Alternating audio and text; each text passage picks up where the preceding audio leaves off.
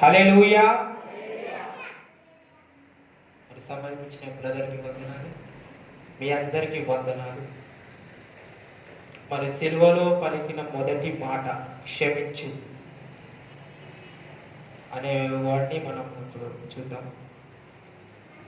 లూకాసు వార్త 23:34. యేసు, తండ్రి, వీరేమి చేయుచున్నారో వీరు ఎరుగరు కనుక వీరిని క్షమించమని చెప్పాను. హల్లెలూయా, హల్లెలూయా. ఈ క్షమించు అనే వర్డ్ని నాకు ఒక 1.5 month నుంచి నాకు బ్లిక్ అయిందన్న. క్షమించు క్షమించు క్షమించు అదే దేవుడు నాతో మాట్లాడు. నాతో మాట్లాడిన మాటలు నేను మీతో మాట్లాడతాను. తండ్రి, వీరు ఏమి చేయుచున్నారో వీరెరుగరు గనుక వీరిని క్షమించుడి అని చెప్తున్నాడు.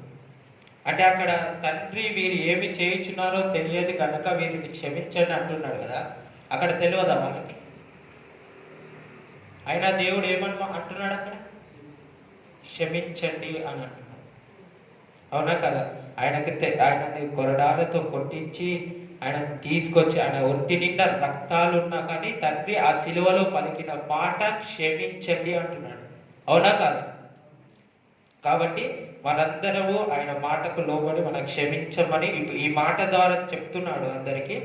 ఒకసారి ఇంకో యోహాను సువార్త 8:1 నుంచి చదువు. యేసు ఒలివ కొండకు వెళ్ళాడు. తెల్లవారగానే యేసు తిరిగి దేవాలయంలోనికి రాగా ప్రజలందరూ ఆయన ఎందుకు వచ్చారు కనుక ఆయన కూర్చుండి వారికి బోధించుచుండెను. శాస్త్రులను పరిసయ్యులను వ్యభిచారమందు పట్టబడిన ఒక స్త్రీని తోడుకొని వచ్చి ఆమెను మధ్య నిలవబెట్టి, బోధకుడా, ఈ స్త్రీ వ్యభిచారము చేయుచుండగా పట్టబడను. అట్టి వారిని రాళ్ళు రువి చంపవలనని ధర్మశాస్త్రములో మోషే మనకు ఆజ్ఞాపించను కదా, అయినను నీవేమి చెప్పుచున్నావని ఆయన అడిగిరి. ఆయన అక్కడ ఏమంటున్నాడు? యేసు ఒలీవ కొండకు వెళ్ళి తెల్లవారైనగా యేసు తిరిగి దేవాలయంకు రాగా ప్రజలందరూ ఆయన వద్దకు వచ్చిరి అని చెప్తారు. ప్రజలందరూ ఆయన వద్దకు వచ్చి ఒక స్త్రీని తీసుకొని వచ్చారంట. ఆ స్త్రీ పాపము చేయగా పట్టుబడిన ఒక స్త్రీని వాళ్ళు తీసుకొని వచ్చి ఉన్నారంట. వారు ఏమంటున్నారంటే, మోషే ధర్మశాస్త్ర ప్రకారము చెప్పినాడు కనుక ఆమెను ఎలాగో నువ్వు శిక్షిస్తావని దేవుణ్ణి అడుగున్నారు. ఇంకా చదువు. ఆయనను నీవేమి చెప్పుచున్నావని ఆయన అడిగిరి. ఆయన మీద నేరము మోపవలనని ఆయనను శోధించుచు ఇలాగునని అడిగిరి. అయితే యేసు వంగి నేల మీద వ్రేలితో ఏమో రాయిచుండెను. వారు ఆయనను పట్టు వదలక అడుగుచుండగా ఆయన తల ఎత్తి చూచి, మీలో పాపము లేనివాడు మొట్టమొదట ఆమె మీద రాయి వేయవచ్చని వారితో చెప్పి మరలా వంగి నేల మీద వ్రాయిచుండెను. వారు ఆ మాట విని పెద్దవారు మొదలుకొని చిన్నవారి వరకు ఒకరి వెంట ఒకడు బయటికి వెళ్ళింది. యేసు ఒక్కడే మిగిలిను. ఆ స్త్రీ మధ్యన నిలబడి ఉండెను. యేసు తల ఎత్తి చూచి, అమ్మా, వారెక్కడ ఉన్నారు? ఎవరును నీకు శిక్ష విధింపలేదా అని అడిగినప్పుడు ఆమె, లేదు ప్రభువా అనెను. అందుకు యేసు, నేనును నీకు శిక్ష విధింపను. హల్లెలూయా, హల్లెలూయా. అక్కడ ఏమంటున్నాడు? పాపము లేనివాడు ఒకడైనను ఆమె మీద రాయి వేయాలి అని అంటున్నాడు కదా. మీలో ఎవడైనాను పాపము చేయలేదు కనుక మీరు ఆమెని కొట్టవచ్చు అని చెప్తున్నారు, రాయి వేయవచ్చు అని చెప్తున్నారు. అక్కడ వాళ్ళు ఏం చేసి ఉన్నారు? ఒకసారి చదవండి.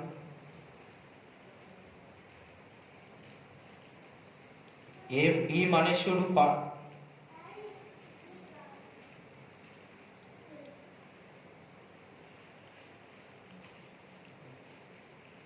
అక్కడ ఏమనుందంటే, మీలో ఎవడను పాపము చేయలేదు కనుక ఆమె మీద రాయి వేయమని చెప్పి ఉన్నాడు. కానీ అక్కడ ఉన్న వాళ్ళు ఏం చేస్తున్నారు? చిన్నవాడి నుంచి పెద్దవాడి వరకు వారు వెళ్ళిపోయాడు. కానీ యేసు మాత్రం ఒక్కడే మిగిలి ఉన్నాడు. అక్కడ ఏమని అన్నాడు దేవుడు? ఇక్కడ ఎవరు లేరా అని ఆ స్త్రీతో అడిగితే ఆ స్త్రీ ఎవరు లేరు ప్రభువా అని చెప్పి ఉన్నది. ఆ స్త్రీ అడగగా 11. ఆమె లేదు ప్రభువా అనెను. అందుకు యేసు, నేనును నీకు శిక్ష విధింపను, నీవు వెళ్ళి ఇక పాపము చేయకమని ఆమెతో చెప్పెను. అక్కడ ఏమంటున్నావు? ప్రభు అందుకు యేసు, నేనును నీకు శిక్ష విధింపను, నీవు వెళ్ళి ఇక పాపము చేయకని ఆమెతో చెప్పాను. నేనును నీకు శిక్ష విధింపలేదు, నేను నిన్ను క్షమించి ఉన్నాను కాబట్టి నువ్వు మరలా పాపము చేయకని ఆ స్త్రీతో చెప్పి ఉన్నాడు. అవునా కదా? ఇంకోటి మత్తయి 18:21-22 చదువు.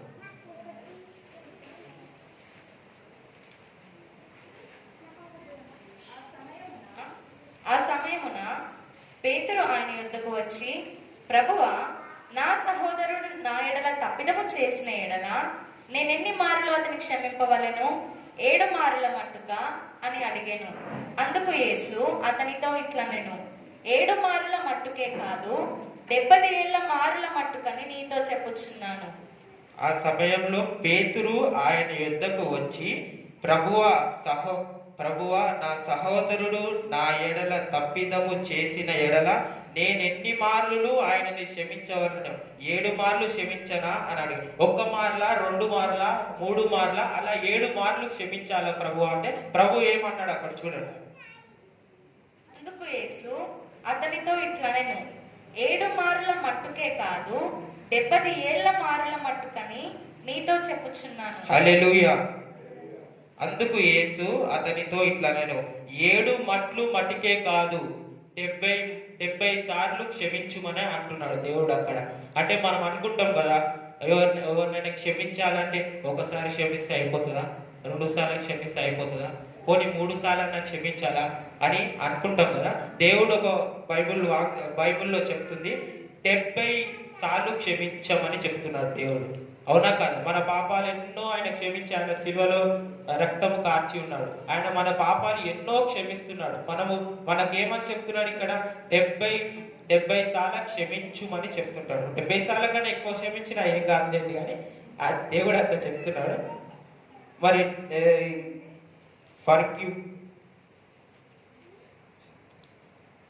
మత్తయి 6:14-15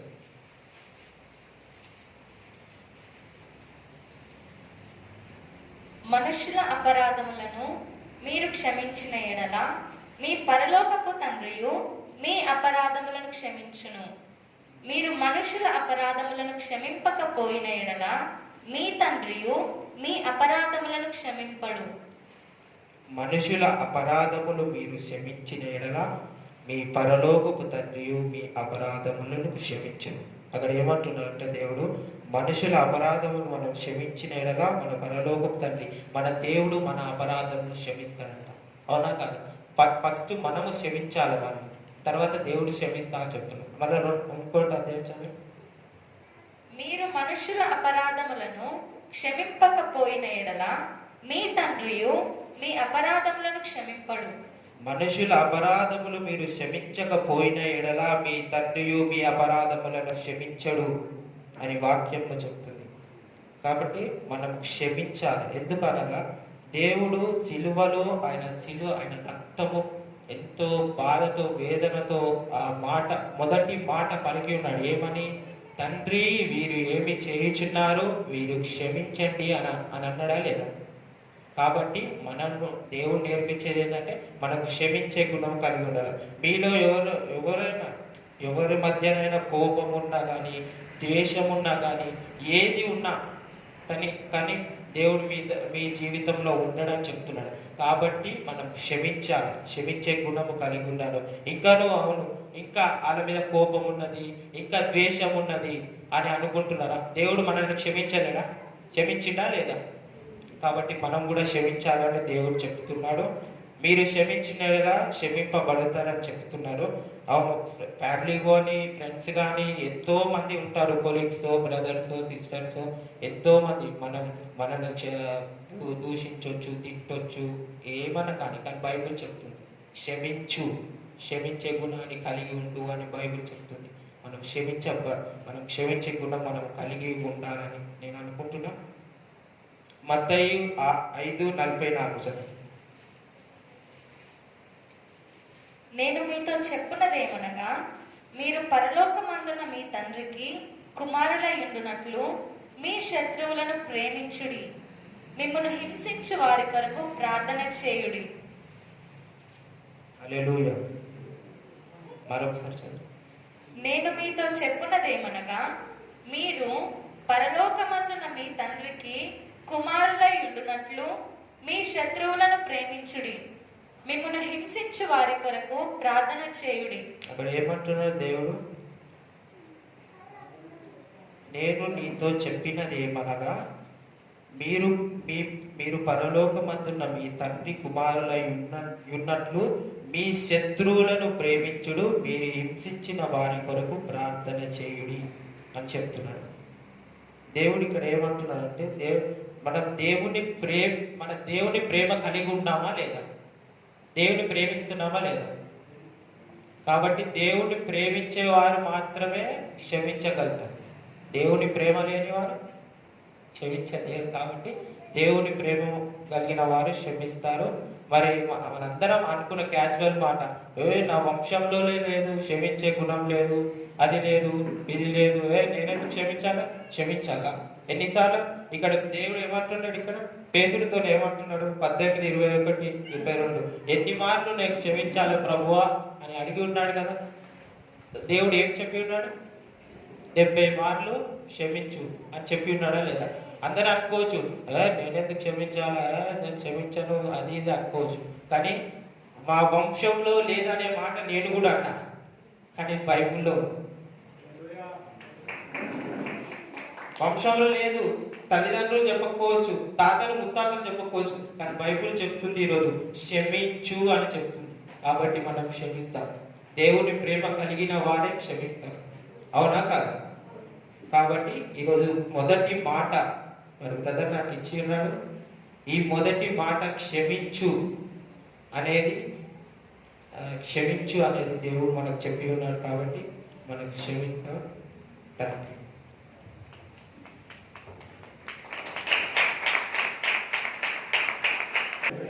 చూడండి, క్షమించమని మరి మొదటి మాట మనందరికి దేవుడు మాట్లాడినాడు. మరి ఆ పాపంలో పట్టబడిన స్త్రీ క్రీస్తు క్షమించి ఉన్నాడు. అక్కడ పాపంలో చేస్తున్న కొడుతున్న వారిని కూడా వారు యేసయ్య క్షమించి ఉన్నాడు. ఆ పాపంలో పట్టబడిన స్త్రీని కూడా దేవుడు క్షమించి ఉన్నాడు. అంతేకాదు, ఎన్నిసార్లు? 70 times 7. 70 times 7. హల్లెలూయా. ఒక మాట చెప్పాలి అంటే ఎప్పుడూ క్షమిస్తూనే ఉండాలని ఇమ్మాన్యుయేల్ చెప్పి ఉన్నాడు. ఇంకా మనము మనను క్షమిస్తే దేవుడు మనల్ని క్షమిస్తాడని చెప్పి ఉన్నాడు. అంతేకాదు, మరి మన శత్రువులను ప్రేమించాలని కూడా వాక్యం ద్వారా చెప్పి ఉన్నాడు. దేవుని యొక్క ప్రేమ మనలో ఉండినట్లయితే మనం ఇతరులను క్షమిస్తామా అని చెప్పాడు. హల్లెలూయా. ఈ మాట నాకు బాగా నచ్చింది. ఏంటంటే దేవుని యొక్క ప్రేమ మనలో ఉంటే మనం ఇతరులను క్షమిస్తాం. చూడండి, క్షమించడము మన వల్ల కాదు. దేవుని ప్రేమ ద్వారా, పరిశుద్ధాత్మ సహాయము ద్వారా క్షమిస్తాం. అయ్యో, క్షమాపణ అంటే ఎవరికి ఇష్టం ఉండదు. ఎన్ని మార్లు అంటే ఎవరో కాదు, ఇంటి పక్కలో ఇంటి వెనుకలో కాదు, నీ సహోదరులే కావచ్చు, నీ కుటుంబమే కావచ్చు. క్షమించాలంటే ఎక్కడో చూడకండి, మీ కుటుంబంలోనే చూడండి. మొదటి మీ కుటుంబంలోనే చూడండి. హల్లెలూయా. సో క్షమించమని చెప్పి ఉన్నాడు. సో మనమందరము కూడా ఒక్కసారి ప్రార్థన చేసుకొని ఎవరైనా ఉంటే మరి క్షమించండి. రెండవది, కొంత దూరంగా ఉంటే వారికి ఫోన్ చేసి చెప్పండి, నేను మిమ్మల్ని క్షమిస్తాను అన్నాడని. దేవుడు మిమ్మల్ని గణపరుస్తాడు. హల్లెలూయా. చిన్న ఒక నిమిషం ప్రే చేయండి.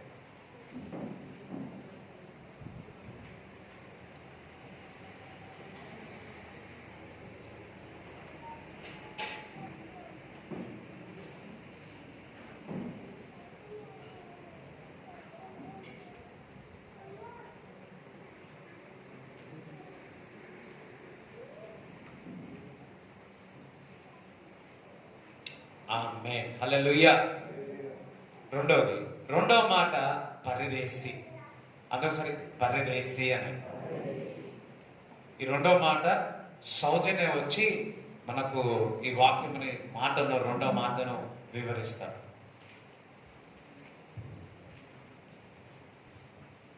యేసు ప్రభు పలికిన రెండవ మాట లూకా సువార్త 23వ అధ్యాయము 43వ వచనం.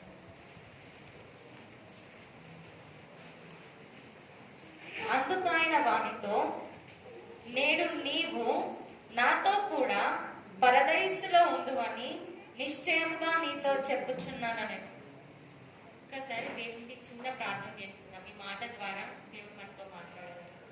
పరిశుద్ధాత్మ దేవానికి వందనాలు ప్రభా. అవును తండ్రి, అయ్యా నీ వాక్యంలోని ప్రభా ఆశ్చర్యమైన సంగతులు మేము చూసినట్లు ప్రభా, అయ్యా మా కనులను తిరుగుమని ప్రార్థిస్తున్నాను తండ్రి. నీకు వందనాలు. మీరు మాతో మాట్లాడుతున్నందుకు నీకు కృతజ్ఞతాస్తుతులు చెల్లించుకుంటూ తండ్రి, అయ్యా మమ్మల్ని అందరినీ నీ స్వాధీనంలోకి తీసుకున్నందుకు నీకు కృతజ్ఞతాస్తుతులు చెల్లించుకుంటూ నజరేయుని యేసు నామములో అడుగుచున్నాము తండ్రి. ఆమేన్. లూకా సువార్త 23వ అధ్యాయము 39వ వచనం నుండి 43వ వచనం వరకు. వ్రేలాడవేయబడిన ఆ నేరస్తులలో ఒకడు ఆయనను దూషించుచు, నీవు క్రీస్తువు కదా, నిన్ను నీవు రక్షించుకొనుము, మమ్మును కూడా రక్షించమని చెప్పెను. అయితే రెండవ వాడు వానిని గద్దించి, నీవు అదే శిక్షా విధిలో ఉన్నావు కనుక దేవునికి భయపడవా? మనకైతే ఇది న్యాయమే, మనము చేసిన వాటికి తగిన ఫలము పొందుచున్నాము, గాని ఈయన ఏ తప్పిదములు చేయలేదని చెప్పి ఆయనను చూచి, యేసు, నీవు నీ రాజ్యంలోనికి వచ్చినప్పుడు నన్ను జ్ఞాపకము చేసుకొనుమనెను. అందుకు ఆయన వానితో, నేడు నీవు నాతో కూడా పరదైసులో ఉండువని నిశ్చయముగా నీతో చెప్పుచున్నానని. ఇక్కడ మనము 3 క్యారెక్టర్లు చూస్తాము. ఒకటి ఫస్ట్ దొంగ, రెండవ దొంగ, యేసు ప్రభు. ముగ్గురిని మనం ఇక్కడ చూడొచ్చు. ఆ ముగ్గురు క్యారెక్టర్స్ గురించి ఇప్పుడు మనం మాట్లాడుతున్నాం. అయితే చాలా మంది అనుకుంటారు రెండో దొంగ ఒకటేసారి అందరు దేవుని జ్ఞాపకం చేసుకో అనగానే వాడి జీవితాంతం ఎన్ని తప్పులు చేసినా మంచిగా పరలోకానికి పోయిండు అని చాలా మంది అనుకుంటారు. కానీ అతను చేసిన ఒక చిన్న ప్రార్థన ఏ విధంగా దేవుణ్ణి అడిగిండు అంటే, ఆయన దేవునికి భయపడవా అని చెప్పిన, అంటే ఇతను దేవునికి భయపడుతున్నాడు రెండవ దొంగ. అంటే ఇద్దరు దొంగలు యేసు ప్రభు గురించి తెలిసిన వారే. ఎందుకంటే ఫస్ట్ దొంగ కూడా అన్నాడు, నువ్వు క్రీస్తువు కదా అని దేవునితో డైరెక్ట్ అన్నాడు. ఆ దొంగకు తెలుసు, ఈ దొంగకు తెలుసు యేసు ప్రభు గురించి. ఆయన రక్షిస్తాడని కూడా ఇద్దరికి తెలుసు. ఇప్పుడు మనం అందరికీ కూడా యేసు ప్రభు గురించి తెలిసి ఆయన రక్షిస్తాడని మనం ఇక్కడికి వచ్చినాం, ఆయన నమ్మి. అయితే యేసు ప్రభుని కొన్నిసార్లు మనం కూడా క్వశ్చన్ చేస్తాం, నువ్వు దేవుని అయితే నాకు ఇది చేయి ప్రభువా, నువ్వు దేవుని అయితే నాకు ఇది చేయి అని కొన్నిసార్లు మనం క్వశ్చన్ చేస్తాం. కానీ ఏ విధంగా మనం దేవుణ్ణి అడగాలి, ఈ రెండో దొంగ దగ్గర నుంచి మనం ఈ రోజు నేర్చుకున్నాం. అయితే ఈ రెండవ విధంగా ఏ విధంగా ప్రేయర్ చేసి ఏ విధంగా దేవుణ్ణి అడిగిండు అంటే, దేవునికి భయపడి దేవుడు తనని రక్షిస్తాడని తెలుసుకొని హృదయపూర్వకంగా తన మనసులో అంతవరకు తను ఏ తప్పులు చేసిండో మనకు తెలియదు, కానీ అతను ఏదో తప్పు పని చేసింది కాబట్టి అతనికి శిక్ష అనేది పడుతుంది అక్కడ. అయితే అతను దేవుని దగ్గరకు వచ్చి ఏమంటున్నాడు అంటే, నన్ను నీ రాజ్యంలోకి వచ్చినప్పుడు నన్ను జ్ఞాపకం చేసుకో అంటున్నాడు. అంటే అతను యేసు ప్రభు పరలోకానికి వెళ్తాడని ఆ దొంగకు తెలుసు ముందే. అయితే తెలిసి అతను అడిగిన ఇద్దరికి ఛాన్స్ ఉంది, ఇక్కడ ఇద్దరు దొంగలకి ఛాన్స్ ఉంది, అడిగే ఛాన్స్. వాళ్ళకి లాస్ట్ ఛాన్స్ అది, ఇంకోసేపు అయితే వాళ్ళు చనిపోతారు. ఆ లాస్ట్ ఛాన్స్ లో రెండవ దొంగ ఛాన్స్ యూజ్ చేసుకున్నాడు, మొదటి దొంగ యూజ్ చేసుకోలేకపోయినాడు. ఆ రెండవ దొంగ ఛాన్స్ యూజ్ చేసుకొని తనని జ్ఞాపకం చేసుకో ప్రభువా అని అడిగిండు. అయితే రోమ పత్రిక 10వ అధ్యాయము 9వ వచనం. అదేమనగా, యేసు ప్రభు అని నీ నోటితో ఒప్పుకొని దేవుడు మృతులలో నుండి ఆయనను లేపెనని నీ హృదయమందు విశ్వసించిన ఎడల నీవు రక్షింపబడుదువు. ఇక్కడ నోటితో నొప్పుకోమన్నాడు, హృదయంలో విశ్వసించమన్నాడు, రక్షిస్తారని దేవుడు చెప్పిండు. అయితే రెండో విధంగా హృదయంలో విశ్వసించిండు ఈయన రక్షిస్తాడు అనేసి, నోటితో నొప్పుకున్నాడు ఈయన రక్షిస్తాడు కాబట్టి ఆయన పరలోకానికి తీసుకెళ్ళమని అడిగిండు. అయితే ఈ ఫస్ట్ ఇతని దగ్గర నుంచి మనం నేర్చుకోవాల్సింది ఏంటంటే, ఫస్ట్ మనం ఏ ప్రార్థన చేసినా హృదయంలో విశ్వసించాలి. హెబ్రీలకు రాసిన పత్రిక 11వ అధ్యాయం 6వ వచనంలో దేవుడు ఏమని చెప్తున్నాడు ఒకసారి చదువు. విశ్వాసము లేకుండా దేవునికి ఇష్టడయ్యుండుట అసాధ్యము. దేవుని యొద్దకు వచ్చేవాడు ఆయన ఉన్నాడనియు తన్ను వెదకు వారికి ఫలము దయచేయవాడనియు నమ్మవలెను కదా. దేవుడి దగ్గరికి వచ్చే వాళ్ళు దేవుడు ఖచ్చితంగా నాకు కార్యం చేస్తారని నమ్మాలి అని దేవుడు చెప్తున్నాడు. ఫస్ట్ నమ్మాలి, విశ్వసించాలి, హృదయంలో విశ్వసించి దేవుడిని అడగాలి. అప్పుడు దేవుడు మనకి కార్యం చేస్తాడు అనమాట. అయితే ఈ రెండవ దెంగకి లాస్ట్ ఆ టైంలో ఒక చిన్న ఆశ వచ్చింది. నేను పరలోకానికి వెళ్ళిపోతే చాలు, నాకు ఈ లాస్ట్ ఛాన్స్ నేను యూజ్ చేసుకుంటాను, ఒక చిన్న ఆశ అతనిలో కలిగి దేవుని హృదయపూర్వకంగా దేవుడు నన్ను రక్షిస్తాడు అని హృదయపూర్వకంగా ఒప్పుకున్నాడు. దేవుని దగ్గర అడిగినాడు, అతను పొందుకున్నాడు అనమాట. అయితే మనం మన జీవితంలో కూడా చాలా సార్లు ప్రార్థనలు చేస్తూ ఉంటాం. మనం ఫస్ట్ హృదయంలో నమ్మాలి దేవుడు చేస్తాడని. తర్వాత దేవుని దగ్గర మనం ప్రార్థన చేసినప్పుడు అది మనకి తొందరగా మనం పొందుకోగలుగుతాం అనమాట. అయితే మనం ఏ విధంగా పొందుకుంటాము అంటే మన అంతటా మనం నమ్మాలన్నా విశ్వసించాలన్నా మనకు చాలా కష్టం. దేవుడు చేస్తాడు అని తెలిసినా కూడా మనకు కొన్నిసార్లు క్వశ్చన్స్ అడిగే స్థితిలోనే మనం ఉంటాం. అయితే మనకి పరిశుద్ధాత్మ సహాయం కావాలి. పరిశుద్ధాత్మ మనలో ఉన్నాడు కాబట్టి దేవుడు సహాయం చేస్తే మనం ఏదైనా పొందుకోగలుగుతాం. మన లోపల ఉండి దేవుడు ప్రార్థన చేస్తే, దేవుణ్ణి మనం అలో చేస్తే, పరిశుద్ధాత్మ దేవుడు నాలో ఉండి మీరు విజ్ఞాపన చేయండి, నాలో ఉండి ప్రార్థన చేయండి అని మనం ఎప్పుడైతే అలో చేస్తామో అప్పుడు ఆయన దేవుని చిత్త ప్రకారం అడుగుతాడు కాబట్టి మనం పొందుకోగలుగుతాం. అయితే నా జీవితంలో ఒక సంఘటన జరిగింది, అదొకటి చెప్పాలనుకుంటున్నాను. 2019లో 2019లో గుడ్ ఫ్రైడే టైము 1 వీక్ ముందు అన్న అందరికి 7 మాటలు చెప్పాలని చెప్పి ఇచ్చేసిరు. మంగళవారం మేము శ్రీలకుడికి వచ్చినాము, అందరి కొరకు ప్రార్థన చేస్తూ ఉన్నాం. 7 మాటలు చెప్పే వారి కొరకు కూడా మేము ప్రార్థన చేస్తున్నాం అనమాట. అప్పుడు సడన్ గా నాకు చిన్న ఆశ కలిగింది, నేను చెప్పాలి ప్రభువా అని. నాకు అంతా లేదు, అంత విశ్వాసం లేదు, ఏం లేదు, కానీ ఒక చిన్న ఆశ వచ్చింది. ఆ ఆశను పట్టుకొని నేను అట్లనే ప్రేయర్ చేసిన. దేవా నేను చెప్పడానికి కూడా నాకు ఒక ఛాన్స్ ఇవ్వు అని నేను ప్రేయర్ చేసుకున్నా. కానీ అంత అయిపోయింది కదా, ఇప్పుడు అడిగితే ఏం లాభం అని ఒక సైడ్ ఒక వాయిస్ వస్తుంది, ఇంకో సైడ్ దేవుడు ఏదైనా చేయగలుగుతాడు, నువ్వు అడిగితే దేవుడు ఏదైనా చేయగలుగుతాడు అని ఇంకొక సైడ్. ఆ 2 వాయిస్లలో కన్ఫ్యూజన్ అవుతుంది. కానీ అయినా నేను ప్రేయర్ చేస్తున్నా, దేవా నాకు తెలియదు, నువ్వు ఏదైనా చేయగలుగుతావు అని. గుడ్ ఫ్రైడే రోజు మార్నింగ్ ఇక్కడికి వచ్చిన తర్వాత కూడా స్టార్టింగ్ ప్రేయర్ నేను అదే ప్రేయర్ చేస్తున్నా, దేవా నువ్వు ఏదైనా చేయగలుగుతావు, నాకు చెప్పాలని ఆశ ఉంది, నువ్వే నాకు హెల్ప్ చేయని ప్రేయర్ చేసుకున్నా. ఆ రోజు ఏమైందో తెలియదు, ఎవరో రాలేదంట. అన్న సడన్ గా నన్ను చూసి సౌజన్య 2వ మాట చెప్పురా అని చెప్పేసి. నిజంగా అసలు అప్పుడు చాలా సంతోషం అనిపించింది, ఎందుకంటే అసలు అక్కడ ఛాన్స్ లేదు, ఆల్రెడీ అందరికి ఇచ్చేసిండు. ఛాన్స్ లేని టైంలో కూడా నా ప్రార్థన, నా ఆశ దేవుడు చూసి దేవుడు ఆ రోజు ఛాన్స్ ఇచ్చింది. అంటే మనం ఆశతో అడిగినప్పుడు, హృదయపూర్వకంగా అడిగినప్పుడు, విశ్వాసంతో అడిగినప్పుడు దేవుడు మన జీవితంలో కార్యం చేస్తాడు అనమాట. అయితే ఇక్కడ యేసు ప్రభు ఏమనలేదు, ఇద్దరు దొంగలే కదా, కానీ దేవునికి నిజంగా క్షమించే గుణం ఉంది. వెంటనే అతను జ్ఞాపకం చేసుకో ప్రభు అనగానే నిశ్చయంగా నాతో పాటు నువ్వు పరలోకంలో ఉంటావని చెప్పేసింది దేవుడు డైరెక్ట్. అసలు ఎవరైనా మన దగ్గరికి అయితే తప్పు చేసేవారైనా వస్తే నేను అసలు క్షమించాను, నువ్వు చేసిన ఏమన్నా అట్లా ఇట్లా మనం అంటా ఉంటాం. కానీ దేవుడు క్షమించి నువ్వు అసలు ఆయన ఏం లేదు, లాస్ట్ టైంలోనే నువ్వు పరదేశంలో ఉంటావు అనంటే అసలు అది ఎంత గొప్ప భాగ్యం పరలోక రాజ్యం చేరడం అంటే. అయితే యేసు ప్రభుని చూడగానే నాకు తెలిసి ఆ దొంగకు ఒక నిరీక్షణ వచ్చింది, దేవుడు నన్ను తీసుకెళ్ళగలుగుతాడు పరలోకానికి. ఒక ఆశ వచ్చింది, దేవుడు నన్ను పరలోకానికి తీసుకెళ్ళగలుగుతాడని. అందుకే దొంగ మంచి హృదయపూర్వకంగా దేవుని అడగగలిగిండు, దేవా నువ్వు నన్ను జ్ఞాపకం చేసుకో అని. ఏసేం అనే నిరీక్షణ, ఏసైని చూస్తే చాలు మనకు నిరీక్షణ ఉంటుంది. మన పరిస్థితులలో ఏ పరిస్థితి అయినా సరే ఏసైని చూస్తే మనకు నిరీక్షణ వస్తుంది, ఏసైని చూస్తే మనకు ఆశ కలుగుతుంది. అది ఎలాంటి పరిస్థితి అయినా సరే ఆయన మనకి మహిమ నిరీక్షణ అయి ఉన్నాడు. అయితే ఏసై మనలో ఉన్నాడు, మనకి అన్ని దేవుని దగ్గర నుంచి మనం చాలా వరకు మన ప్రార్థనలకి మనం జవాబులు పొందుకుంటున్నాం. కానీ దేవుడు మనల్ని రక్షించుకున్నాడు ఆల్రెడీ ముందే. ఆ దొంగతన లాస్ట్ టైంలో ఛాన్స్ ఇచ్చిండు, కానీ మనకి ఇప్పుడే ఛాన్స్ ఇచ్చేసిండు. మనం అందరం దేవుని రక్తం చేత కడగబడ్డాం, మనం అందరం బాప్తిస్మం పొందుకున్నాం, మనం పరలోకానికి పోతామనే నిరీక్షణ కూడా మనకు ఉంది, చనిపోతే పరలోకానికి వెళ్తాము అని. అయితే దేవుడు ఇంత ముందుగా ఇంత తొందరగా నిన్ను ఎందుకు రక్షించుకున్నాడు అంటే దేవుడు ఒక ప్రణాళికతో నిన్ను ఇక్కడ ఈ లోకానికి పంపించిండు. ఆ ప్రణాళిక ఏంటిది, నేను ఇంత తొందరగా ఎందుకు రక్షించుకున్నాడు అంటే నువ్వు దేవుడు మహిమ నిరీక్షణ అయి ఉన్నాడు, దేవుడే మన బలమై ఉన్నాడు, దేవుడే మన ధైర్యమై ఉన్నాడు. ఎలాంటి హోప్లెస్ నిరీక్షణ లేని సమయంలో ఆయన చూస్తే చాలు నిరీక్షణ వస్తుంది. అయితే ఇందాక అన్న చెప్పి ఆయన చనిపోయింది మనలో పుట్టడానికి, మనలో ఇప్పుడు ఏసే పుట్టిండు, మనల్ని చూసిన వాళ్ళకి నిరీక్షణ రావాలి, మనల్ని చూసిన వాళ్ళకి వాళ్ళ పరిస్థితి నుంచి విడుదల రావాలి. ఏసే మనల్ని ఎందుకు ముందుగానే రక్షించుకున్నాడు అంటే మన ద్వారా ఆయన పనిని ముందుకు సాగించడానికి. యేసయ్య అక్కడి వరకు చేసి ముగించలేదు, ఇంకా మన లోపల ఉండి ఆయన కార్యాలు చేస్తూనే ఉన్నాడు. ఇప్పుడు మనం చేయాల్సింది ఏంటి అంటే, ఎవరైతే బాధల్లో ఉంటారో, ఇరుకులతో అసలు నిజంగా చాలా వరకు ఆత్మహత్యలు చేసుకుంటున్నారు. ఎందుకు అంటే వాళ్ళకి నిరీక్షణ లేదు, ఏం లేదు, వాళ్ళ ఆ పరిస్థితి ఎవరికి చెప్పుకోలేరు, ఏ సహాయం వారికి దొరకదు. కానీ ఎవరైతే దేవుని దగ్గరకు వస్తారో వారికి సహాయం దొరుకుతుంది. అది చెప్పే వాళ్ళు కూడా వాళ్ళకి లేరు. చెప్పాల్సింది ఇప్పుడు మనమే. దేవుడు మనల్ని అందుకే రక్షించుకున్నాడు. ఎవరైతే నిరీక్షణ లేకుండా, ఎవరైతే బాధలతో కృంగిపోయిన స్థితిలో ఉంటారో వారి దగ్గరికి వెళ్ళి మనం దేవుని గురించి చిన్న మాట చెప్తే చాలు, వాళ్ళకి నిరీక్షణ వస్తుంది, వారి జీవితాలు రక్షింపబడతాయి. అందుకనే దేవుడు మనల్ని ఏర్పరచుకున్నాడు. కాబట్టి ఇప్పటి నుంచి దేవుని పనిని మనలో నుంచి మనం చేయడానికి దేవునికి అనుమతి ఇవ్వాలి. ఎందుకంటే మనం ఎప్పటికీ మనది మనది మనది అని మన ఇంట్లో వాళ్ళ గురించి మన గురించి ఆలోచించుకుంటా ఉంటున్నాం.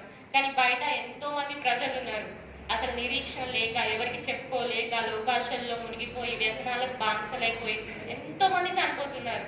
అవి చూసినప్పుడు మనం ఏం చేయాలి? అలాంటి వాళ్ళని మనం చూసినప్పుడు వాళ్ళకి చిన్న మాట మనం దేవుని చెప్తే చాలు, దేవుడే చేసుకుంటాడు ఆయన పని. జస్ట్ ఆయన అలో చేస్తే చాలు, ఆయన మనలో ఉండి ఆయన పనిని చేసుకుంటాడు. ఇప్పటి నుంచి మనం దేవుని గురించి ఇతరులకు చెప్పాలి, వాళ్ళకి నిరీక్షణ రావాలి, వాళ్ళు కూడా మనతో పాటు పరలోకంలోకి వస్తారనమాట. దేవుడు ఈరోజు మనతో కూడా చెప్తున్నాడు, నేడు నువ్వు నాతో పరలోకంలో ఉంటావు. మనం చనిపోయిన తర్వాత, లేకపోతే దేవుడు రెండో రాత్రి తొందరగా వస్తే మనం పరలోకంలో ఉంటాం. ఆ నిరీక్షణతో మనం ఉంటున్నాం. ఆ నిరీక్షణ లేని వాళ్ళు ఎంతో మంది ఉన్నారు. వాళ్ళకి ఆ నిరీక్షణ తెప్పించే వాళ్ళు మనం ఉండాలి.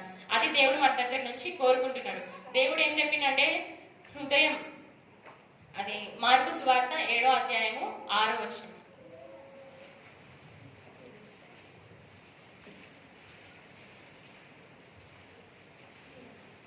అందుకైన వారితో ఇలాగ చెప్పెను, ఈ ప్రజలు పెదవులతో నన్ను గణపరచుదురు గాని వారి హృదయము నాకు దూరముగా ఉన్నది. నిజంగానే దేవుని దగ్గరికి అందరం వస్తున్నాం, ప్రతి సండే చర్చ్కి వస్తున్నాం, ప్రతి ప్రార్థనలో మనం పాల్గొంటున్నాం. కానీ మన హృదయం ఎక్కడుంది? దేవుణ్ణి మనం హృదయపూర్వకంగా మనం స్తుతిస్తున్నామా? హృదయపూర్వకంగా మనం ఆయన గణపరుస్తున్నామా? దేవుడు అంటున్నాడు, పెదవులతో మాత్రమే స్తుతిస్తున్నారు, హృదయం దూరంగా ఉంది అనేసి. మనం చాలా మంది వస్తాం, కొన్నిసార్లు మనకి ఏం పొందుకోనట్టు, ఏం లేనట్టు, ఎట్లా వచ్చినామో అట్లనే వెళ్ళిపోతాం. కొన్నిసార్లు మనం హ్యాపీగా ఏదో పొందుకున్నామనే ఆశతో, అది మనం పొందుకున్నామని మనకు అర్థమైపోతుంది. ఎందుకంటే మనం ఆ రోజు హృదయపూర్వకంగా ప్రార్థన చేస్తాం కాబట్టి పొందుకుంటాం. ఏ రోజైతే మనం హృదయపూర్వకంగా లేమో ఆ రోజు మనం ఏం పొందుకోలేము నిజంగానే. అందుకే మనం వచ్చిన ప్రతిసారి దేవుని దగ్గర నుంచి హృదయపూర్వకంగా మనం దేవుని దగ్గర అడగాలి. ఏ సర్వీస్ అయినా సరే, ఎవరు చెప్తున్నా సరే, మాట్లాడే పరిశుద్ధాత్మ దేవుడు. కాబట్టి పరిశుద్ధాత్మ దేవుడు మనకి ఏ మాట అవసరమో ఆ మాట ద్వారా మనతో మాట్లాడతారు. మన హృదయాన్ని దేవునికి అర్పించాలి. ఫస్ట్ మనం అనుకుంటాం, నేను క్రిస్టియన్సే, నేను బాప్తిసం పొందుకున్నా, నేను రోజు ప్రార్థన చేస్తా, నేను రోజు చర్చికి వెళ్తా అనుకుంటాం. కానీ మన హృదయం మాత్రం, మనల్ని హృదయం మోసకరమైనది. అది మనకి భ్రమ పెడుతుంది. దేవునికి నేను దగ్గరనే ఉన్నాను భ్రమలో కూడా మనల్ని పెడుతుంది. కాబట్టి మన హృదయాన్ని మనం చూసుకోవాలి, ఏ విధంగా మనం దేవుని స్తుతిస్తున్నాము అనేసి. మన హృదయపూర్వకంగా దేవుని స్తుతించినప్పుడు, విశ్వాసముతో, ఆశతో, దేవుని ఇస్తానని ఆ నిరీక్షణతో, మనం పరిశుద్ధాత్మ సహాయంతో దేవుణ్ణి అడిగినప్పుడు మనం ఏదైనా పొందుకోగలుగుతాం. ఇక్కడ రెండవ దొంగ ఆ విధంగానే పరలోకానికి వెళ్ళినాడు. కాబట్టి మనం కూడా ఏ విధంగా అడుగుతామో మన అడిగేదాన్ని బట్టే ఉంటుంది. ఏదైనా మనం ఏ విధంగా అడుగుతున్నాం, ఎంత విశ్వాసంతో అడుగుతున్నాం, మన నిరీక్షణ ఎక్కడుంది. మన కొన్నిసార్లు అయితే అన్ని తెలిసినా కూడా కృంగిపోతూనే ఉంటాం ఒక చిన్న సమస్య రాగానే. కానీ దేవుడివన్నీ మనకు ముందుగానే ఎందుకు తెలియజేసిండు అంటే, మనము అవన్నీ పొందుకోవాలి, అవి మనం పొందుకున్నవి ఇతరులకు కూడా మనం ఇవ్వాలి. అందుకోసం దేవుడు మనల్ని ఏర్పరచుకున్నాడు, అందుకోసం దేవుడు మనల్ని రక్షించుకున్నాడు. 2 కొరింథీయులు 6వ అధ్యాయము 2వ వచనం. అనుకూల సమయమందు నీ మొరను ఆలకించితిని, రక్షణ దినమందు నిన్ను ఆదుకొంటిని అని ఆయన చెప్పుచున్నాడు కదా. ఇదిగో ఇప్పుడే మిక్కిలి అనుకూలమైన సమయము, ఇదిగో ఇదే రక్షణ దినము. అవును, ఇదే అనుకూలమైన సమయం. దేవుడు రాకడ ఎప్పుడు వస్తుందో మనకు తెలియదు. ఏ క్షణాన మనం ఎత్తబడతామో తెలియదు. ఏ క్షణాన మనం చనిపోతామో కూడా మనకు తెలియదు. కాబట్టి ఇది అనుకూలమైన సమయం. ఇంకా ఎవరైనా రక్షణ పొందకుండా దేవుని దగ్గరికి రాకుండా ఉంటే ఇదే అనుకూలమైన సమయం. ఇప్పుడే దేవుణ్ణి మీ సొంత రక్షకునిగా అంగీకరించి, నమ్మి, విశ్వసించి, బాప్తిస్మం పొందుకొని దేవుని రాకడ వరకు వేచి ఉంటే మనం కూడా ఎత్తబడతామనే నిరీక్షణతో మనం ఈ లోకంలో జీవించగలుగుతాం. ఈ రోజే రక్షణ దినము అని దేవుడు చెప్తున్నాడు. ఇంకా ఎవరైనా ఉంటే రక్షింపబడాలని దేవుడు కోరుకుంటా ఉన్నాడు. మనల్ని దేవుడు ఎందుకు ఏర్పాటు చేసుకున్నాడు అనే దానిపైన మనం ఫోకస్ చేసి ఆ విధంగా నడిచినప్పుడు మన ప్రవర్తనను బట్టి దేవుడు సంతోషిస్తాడనమాట. మనం ఇతరులకు నిరీక్షణగా ఉండాలి, మనం ఇతరులకు ఆదరణగా ఉండాలి, మనం ఇతరులను లేవనెత్తే వారిగా ఉండాలి. యేసుప్రభు ఈ లోకానికి వచ్చినప్పుడు చీకట్లో ఉన్న వారిని వెలుగులోనికి తీసుకొచ్చిండు, బానిసత్వంలో అంధకారంలో ఉన్న వారందరినీ తీసుకొచ్చిండు. మన పని కూడా అదే, మన లోపల నుండి వేసే అదే పని చేయాలనుకున్నాడు. ఎంతమంది దేవునికి అనుమతిస్తారో అంతమందిని దేవుడు వాడుకుంటాడు. గొప్ప గొప్ప దైవజనులను చూసి మనం అనుకుంటాం వీళ్ళు ఎంత గ్రేట్ అసలు అనుకుంటాం, కానీ వాళ్ళని పూర్తిగా దేవునికి సమర్పించుకుంటారు, దేవుని పూర్తిగా అలో చేస్తారు. మనం అలో చేస్తే కూడా దేవుడు మనల్ని కూడా వాడుకుంటాడు. కాబట్టి ఈ రోజు నుంచి దేవుణ్ణి అలో చేద్దాం. దేవుడు మన పట్ల ఆయన కార్యాలు చేయడానికి మనం దేవునికి అనుమతిద్దాం. దేవుడి వాక్యం దీవించి ఆశీర్వదించుకుందాం. అందరం ఒకసారి హల్లెలూయా చెప్తారా? హల్లెలూయా.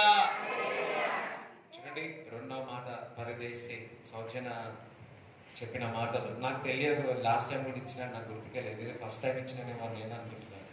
రైట్, యవనస్తులు పాత వాళ్ళు చెప్పి వాళ్ళే అన్నారు యవనస్తులకి ఏమని. హల్లెలూయా, ప్రైజ్ గాడ్. గొప్ప సాక్ష్యం ఏంటంటే మన వాళ్ళు యంగర్ జనరేషన్ లేపాలని వాళ్ళకి ఏమని చెప్పారు. దేనికి స్తోత్రం చెప్తారా? దేనికి స్తోత్రం చెప్తారా? ఫాదర్ హార్ట్, తండ్రి ఎప్పుడు కూడా యంగర్ జనరేషన్ లేపాలనుకుంటారు, అవునా? సో ఇందాక పాప అన్నది కదా, నేను చిన్న ప్రేయర్ చేసుకున్నా, ఒక్కసారైనా నేను చెప్పాలి అని. ఆ రోజు నేను చెప్తాను. దేవుని బిడ్డలారా, చూడండి, మనం రక్షణ పొందినాము, మందిరానికి వస్తున్నాము, అంతేకాదు మన వాక్యము ప్రకటించే విధము కూడా మనం దేవుని అడగాలి. హల్లెలూయా. రైట్, చూడండి, అన్ని ఆల్మోస్ట్ చెప్పేసినది, కానీ రెండు విషయాలు అందులో దేవుడు నాతో మాట్లాడిన ఛాన్స్. అందరికి ఛాన్స్, దొంగకు ఇద్దరికి ఛాన్స్ ఉన్నాయి, ఇద్దరు దొంగలకు ఛాన్స్ ఉన్నాయి, కానీ ఒక ఛాన్స్ మాత్రం పూర్ణ హృదయంతో అడిగాడు. హల్లెలూయా. బాబా చెప్పింది ఏమని? పూర్ణ హృదయంతో విశ్వసించి అడిగినాడు. ఏమని? నేను నీతో పరదేశులను పరలోకంలో చేర్చు ప్రభువా అన్నప్పుడు, నిశ్చిత్తమైతే, హల్లెలూయా, నిశ్చిత్తమైతే నువ్వు కూడా నాకు పరదేశం పరలోకంలో ఉందని నమ్మి విశ్వసించి విశ్వాసముతో పూర్ణ హృదయంతో ఆ ఛాన్స్ ని యూజ్ చేసుకున్నాను. దేవుడి బిడ్డలు ఇక్కడ ఉన్నవారు ఆ ఛాన్స్ యూజ్ చేసుకోండి. లాస్ట్ లో ఒక మాట చాలా ఉన్నాయి, కానీ ఆల్రెడీ మళ్ళా రిపీట్ చేసింది కాబట్టి నేనేం చెప్పను.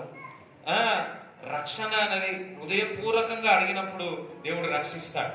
ఆ దొంగ మరి పూర్ణ హృదయంతో అడిగి పరలోక రాజ్యంలో చేరింది. ఇంకో రెండో మాట ఏం చెప్పినారు? మనం ముందుగానే రక్షణ పొందినాం. ఆ దొంగ ఏమో ఆఖరి విషయంలో మరి రక్షణ పొంది ఉన్నాడు. మనం ఎందుకు రక్షణ పొందినామంటే ఇతరులకు మనకు నిరీక్షణ ఉంది, ఇతరులకు నిరీక్షణ తెప్పించడానికి, అనేకమైన పిలుపును మనము ముగించడానికి. చూడండి, ఆ దొంగ దేవుని యొక్క పరిపూర్ణత చూడలేదు. అర్థమైందా? ఈ భూలోకంలో దేవుని యొక్క పరిపూర్ణమైన ఆశీర్వాదం పొందుకోలేదు. కానీ మనము యవన వయస్సులోనే కాడి మోస్తే దేవుని యొక్క పరిపూర్ణత, పరలోక రాజ్యంలో ఉన్న సంతోషము ఈ భూమిలో మనం పొందుకుంటాం. హల్లెలూయా. లాస్ట్ ఒక మాట, ఇదే రోజు ఏమై ఉన్నది? రక్షణ దినమై ఉన్నది. మీరు హృదయంలో విశ్వసించి, యేసయ్యా నీవు నా కొరకు సిలువలో రక్తము కార్చి ఉన్నావు, నా కొరకు దెబ్బలు తిన్నావు, నా కొరకు చనిపోయి ఉన్నావు, యేసయ్యా హృదయంలో విశ్వసించి ప్రభువా నా పాపములను క్షమించు అని అడిగినప్పుడు నోటి ద్వారా నీ పాపములు ఒప్పుకుంటే నీ పాపములు క్షమింపబడతాయి. ఇదే దినము రక్షకుడుగా ఆ రక్షకుడు నిన్ను రక్షిస్తాడు. నరకము కాదు, నీకు పరలోక రాజ్యం ఉంది. హల్లెలూయా. ఇంకా ఎవరైనా ఇక్కడ రక్షణ పొందలేకపోతే చిన్న ప్రార్థన చేసుకొని, ప్రభువా ప్రార్థన చేసుకొని, నేను ప్రార్థన చేస్తే కాదు, నీ హృదయంలో ప్రార్థన చేసుకుని, యేసయ్యా నన్ను క్షమించు, నువ్వు నా కొరకు చనిపోయా, నీ రక్తం నా పాపములను క్షమిస్తుంది, నేను నమ్ముతున్నాను, నా పాపములను నేను ఒప్పుకుంటున్నాను, నన్ను క్షమించు తండ్రి, ఫర్గివ్ మీ లార్డ్. yes, ఆ ఛాన్స్ దేవుడు ఇస్తున్నాడు. Amen. Hallelujah. Thank you Jesus. Right, మూడవ మాట మరి ఏ మాట? అమ్మ. సో అంతోనండి ఆయన వచ్చి ఈ 3వ మాటను మాకు వివరిస్తారు. హల్లెలూయా.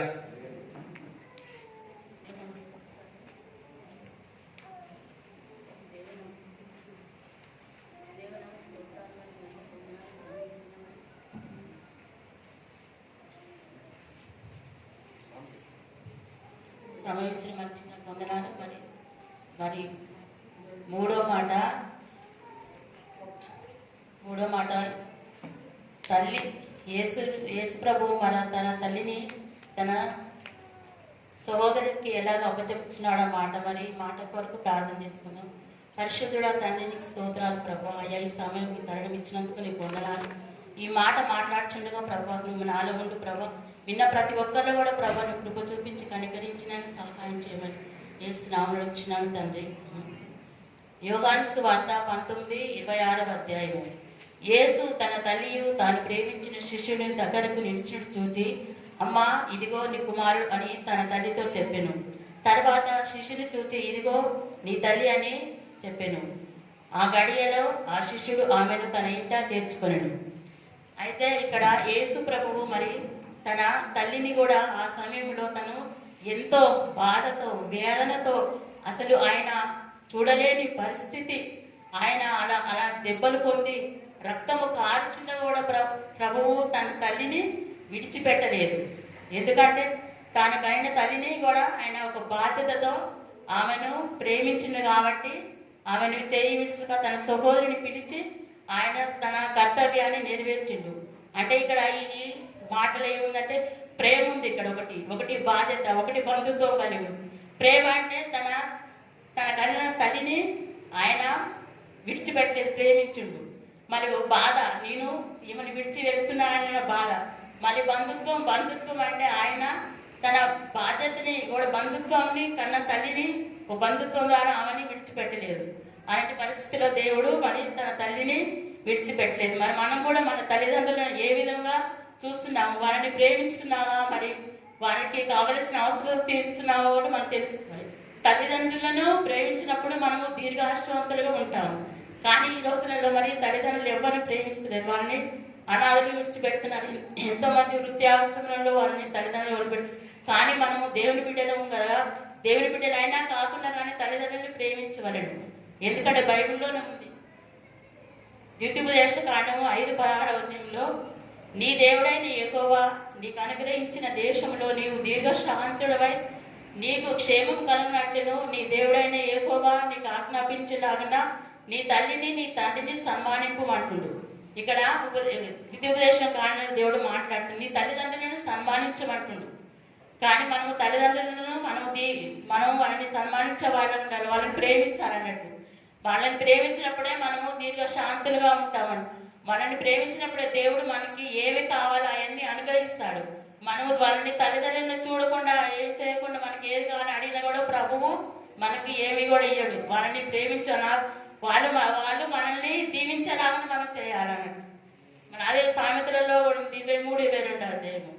నిన్ను కనిన నీ తండ్రి ఉపదేశం అంగీకరించినట్లును నీ తల్లియు నీ తండ్రి అందు ఆమెను నిర్లక్ష్యం చేయకు అని చెప్తుంది. అంటే మనని కనిన తల్లిదండ్రులను మనము నిర్లక్ష్యం చేయొద్దు. వాళ్ళు ముసలితనంలో ఉన్నా కానీ వారిని మనము ప్రేమించాలా, వారిని ఆదరించాలా, వారిని మనం నిర్లక్ష్యం చేసి వారిని వదిలేయద్దు. అది దేవుడు ఇక్కడ మాట్లాడుతుండు. మళ్ళీ అదే సామెతల గ్రంథము 23:25 అధ్యాయంలో, నీ తల్లిదండ్రులను నీవు సంతోష పెట్టవలను, నిన్ను కనిన నీ తల్లి ఆరాధించవలను అనుంది. మన కనిన తల్లిదండ్రులను మనము ప్రేమించాలి, ఆదరించాలి, వారిని ఆనందించాలి. అదే విధముగా దేవుడు మరి అదే ఎబిసిలకు 6:2 కూడా ఉంది, నీకు మేలు కలిగినట్లు నీ తల్లిని నీ తండ్రిని సన్మానింపుము, అప్పుడు నీవు భూమి మీద దీర్ఘాశ్రవంతుడు అవుతాడు. మన తల్లిదండ్రులను మనము ప్రేమించినప్పుడు, వారిని ఆదరించి వారిని మంచిగా చూసుకున్నప్పుడు దేవుడు కూడా మనల్ని దీర్ఘాశ్రమంతో చేస్తారు అన్నట్టు. మరి అదేగాక దేవుడు మరి మన కొరకు ఆయన తల్లిని ఏ విధముగా ఆయన తల్లిని తన శిష్యులకు అప్పగించడం మరి మనతో కూడా మాట్లాడుతుండు. మనల్ని కూడా ఒక ప్రణాళికతో ఈ లోకం మీదకి పంపిండు కాబట్టి ఆయన సువార్తను సర్వలోకములకు వెళ్ళి సర్వజనులకును నా సువార్త ప్రకటింపమని చెబుతుండు. మనము ఎంతమందికి సువార్త చేస్తున్నాం, ఎవరిని దేవుడి దగ్గరికి తెస్తున్నాం అని కూడా దేవుడు మనతో మాట్లాడుతుండు. దేవుడికి మరి ఈ మాట నాకు ఇచ్చినందుకు వందనాలు. మరొక సాక్ష్యం చెప్తే, నేను అంతకుముందు ఒకసారి కూడా నాకు ఇచ్చిండు. అయితే పోయినసారి గుడ్ ఫ్రైడే లేదు కదా, నేనండి ప్రభు ఈసారి అయినా గుడ్ ఫ్రైడే ఉండాలి, మరి నాకు కూడా ఒక మాట ఇచ్చుటకు సహాయం చేయాలని అనుకొని నేను 2 నెలల కింద మెదలకుండా ఉన్నా. కానీ దేవుడు మరి నాతో మాట్లాడుచిందంటే, అక్క నువ్వు 3వ మాట చెప్తావా ఈ రోజు అంటే చెప్తా అని చెప్పిన. దేవుడు మరి సహాయం చేసి ఈ మాట చెప్పిన, ఈ మాట నాకు ఇచ్చినందుకు మరి కృతజ్ఞతాస్తుతులు చెల్లించుకోవచ్చు. లాస్ట్ టైం డ్యూ టు మనందరికి తెలుసు కదా, జరగలేదు, అందరూ వీడియోలో వాక్యాలు విన్నారు. సో చక్కటి మాటలు అంతోటమ్మ గారు మనకు వివరించి ఉన్నారు. అప్పుడు అడిగినప్పుడు అమ్మా నేను చెప్పలేనమ్మా అని చెప్పినారు. చూడండి, ప్రైజ్ ది లార్డ్, హల్లెలూయా. జమ్మమాంటి గారు గుర్తుకొచ్చినారు. ప్రైజ్ గా అందరూ ఒకసారి చెప్పల్లో కూడా దేవుడు స్తుతిస్తారా? హల్లెలూయా. చెప్పల్లో కూడా దేవుడు స్తుతిస్తారా? అమ్మ లాస్ట్ లో తల్లి విషయంలో కూడా దేవుడు ఆలోచిస్తున్నాడు. కుటుంబ విషయంలో కూడా ఆలోచించి తల్లి ఇగో శిష్యులకు అప్పచెప్పి ఉన్నారు. అంతేకాదు తల్లిదండ్రులు చూసుకుంటే దీర్ఘాయుష్ చేత మనం ఉంటామని చెప్పి ఉన్నాడు. మరి ఒక మాట నాకు బాగా నచ్చింది, తల్లిదండ్రులను వారి సంతోష పెట్టాలని చెప్తారు. అన్ని మాటల్లో నాకు మాట్లాడిన మాట ఏంటంటే, తల్లిదండ్రులను వారిని ఏం చేయాలంట? సంతోషము పెట్టాలి. దేవుడు ఒక వాక్యం సర్వీస్ పక్క తల్లిదండ్రులను సంతోషం పెట్టండి. చెప్పండి, పక్కవారు చెప్పండి, తల్లిదండ్రులను సంతోషం పెట్టండి. చూడండి, ఒక ఏజ్ వచ్చినాక తల్లిదండ్రులు ప్రభునందు నిద్రిస్తారు కదా, అవునా కదా? నిద్రిస్తారు. ఉన్నప్పుడే నా స్నేహితుడు ఒక అతను ఉన్నాడు, ఏం చేస్తున్నావంటే ఇగో ఏం లేదు మా నాన్నకి చేస్తున్నానని చెప్పాడు. అబ్బా ఎంత ఆశీర్వాదం నీకు, ఆ ఛాన్స్ లేదు. నేను మా నాన్నగారు ప్రభునందు నిధి చనిపోయి ఉన్నాడు, నేను చనిపోయినప్పుడు వేరే దగ్గర ఉన్నాను. లాస్ట్ మూమెంట్లో కూడా మా తండ్రిని సరిగా చూసుకోలేని సమయంలో ఉండింది. అది నాకు ఛాన్స్ దొరకలేదు, కానీ నీ దగ్గర నీ తండ్రిని నువ్వు చూసుకుంటున్నావు, బాగా చేయి తమ్ముడు అని చెప్పాడు. హల్లెలూయా. ఎందుకంటే నాకు ఛాన్స్ లేదు, మా నాన్న చనిపోయి ఉన్నాడు, కానీ నువ్వు తండ్రికి పరిచయం చేస్తున్నావు, చాలా సంతోషం. హల్లెలూయా. సో దేవుడు ఒక వాక్యం సెలవిస్తుంది, మేక్ దెమ్ హ్యాపీ. నాకు బాగా దేవుడు నాది ఇప్పుడు మాట్లాడడం, మేక్ దెమ్ హ్యాపీ. పక్కవర్ధన్ తల్లిదండ్రులను సంతోషం పెట్టండి. ఏ విధంగా సన్మానము చేసి. లాస్ట్ ఒక మాట ఏమన్నాడు? ఎఫెసీయులకు రాసిన పత్రిక 6:2 సన్మానము చేయమంటున్నాడు. సన్మానము చేయమంటున్నాడు. రైట్. కొంతమంది తల్లిదండ్రులు సంతోష పెట్టాడు అని చెప్పి తండ్రికి ఏది ఇష్టమో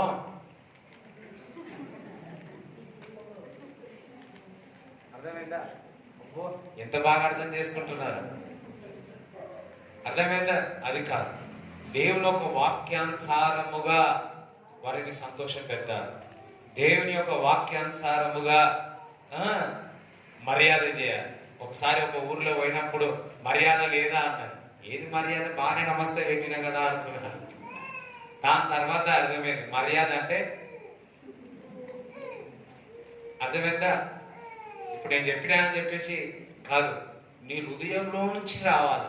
అది అర్థమవుతుందా? మీకు తెలుసు మీ తండ్రిని మీరు ఏ విధంగా సన్మానిస్తుంది, మీకు తెలుసు మీ తండ్రిని ఏ విధంగా మీరు హ్యాపీ చేస్తా ఉన్నాడు, సంతోష పెడతా ఉన్నాడు.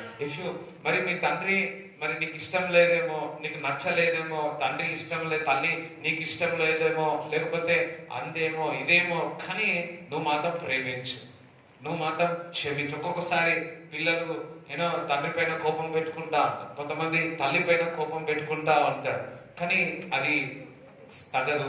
హల్లెలూయా. ఈవెన్ ఆ విధంగా ఉన్నా కానీ, ఒకవేళ అక్కడ నుంచి పూర్ణ ప్రేమ రాకపోయినా కానీ, you have to love him. వారిని మీరు ప్రేమించాలి. తండ్రి దగ్గర నుంచి ప్రేమ రాకపోయినా, తల్లి దగ్గర నుంచి ప్రేమ రాకపోయినా మీరు ఏం చేయాలా? ప్రేమించాలా, వారిని సన్మానించాలా. చూడండి, ఎవరైనా సరే తల్లిదండ్రులను సన్మానించి తల్లిదండ్రులను సంతోషపెడితే వారు దీర్ఘాయుష్తో ఉంటారు. హల్లెలూయా. సో చక్కటి మాటలు దేవుడు మరి అంతోనమ్మ ద్వారా మనతో మాట్లాడున్నాడు. హల్లెలూయా. సో అందరము కూడా ఒకసారి దేవునికి స్తోత్రం చెప్తారా? స్తోత్రం చెల్లిస్తారా? హల్లెలూయా. దేవునికి స్తోత్రాలు చెప్తా అండి. చెప్పండి, అందరూ కూడా స్తోత్రాలు చెప్తా ఉన్నాడు. అందరూ కూడా స్తోత్రం. Thank you Jesus, thank you Jesus, thank you lord. Hallelujah. Praise the lord. Hallelujah. Praise the lord. Amen. మరి 4వ మాట మరి షారోన్ ఆంటీ గారు వచ్చి మనకు వివరిస్తారు. శ్రద్ధగా వింటున్నారని అర్థమవుతుంది. హల్లెలూయా. దేవునికి స్తోత్రం చెప్తారా? రైట్.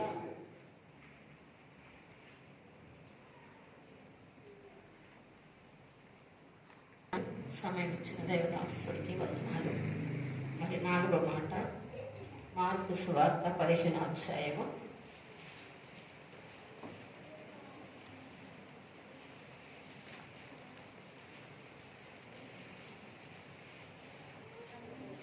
34వ వచనం.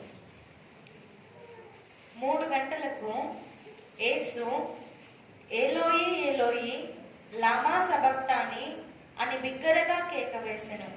ఆ మాటలకు నా దేవా నా దేవా నన్ను ఎందుకు చెయ్యి విడిచితివని అర్థము. దేవునికి స్తోత్రం. ఇక్కడ సిలువలో మరి ముందు 3 మాటలు మనం ధ్యానం చేసుకున్నాము. 4వ మాటకి మరి ఆయన సిలువలో ఆయన ఏ స్థితిలో ఉన్నారంటే భయంకరమైన స్థితి. మరి శరీరం అంతా కూడా దున్నబడి ఉంది, గాయములతో నింపబడి ఉన్నాయి. అవన్నీ నలగబొట్టబడిన సమయంలో కూడా మన కొరకైనా ఆలోచిస్తున్నాడంటే ఆ ప్రేమను వర్ణించగలమా? అది వర్ణించే ప్రేమ కాదు, వర్ణించే శక్తికి మించిన ప్రేమ. అప్పుడు కూడా మరి దేవుడు కూడా నా చెయ్యి విడిచిపెట్టాడే అని వేదనతో ఉన్నప్పుడు కూడా మరి ఆయన ప్రార్థన చేస్తున్నాడు తండ్రికి. కనుక మరి 3 గంటలకు యేసు ఏలోహి ఏలోహి లామా సబక్తాని అని బిగ్గరగా కేక వేసాను. అంటే ఆయన కలుగుతున్న వేదన బట్టి ఆయన బిగ్గరగా కేక వేస్తున్నాడు. నిజముగా మనకు కూడా ఒక్కొక్కసారి తుఫాను వల్ల ఈ పక్క నుంచి ఆ పక్క నుంచి వస్తే ఏసయ్యా అని ఉన్నావా అని అర్థనాదం చేస్తాం.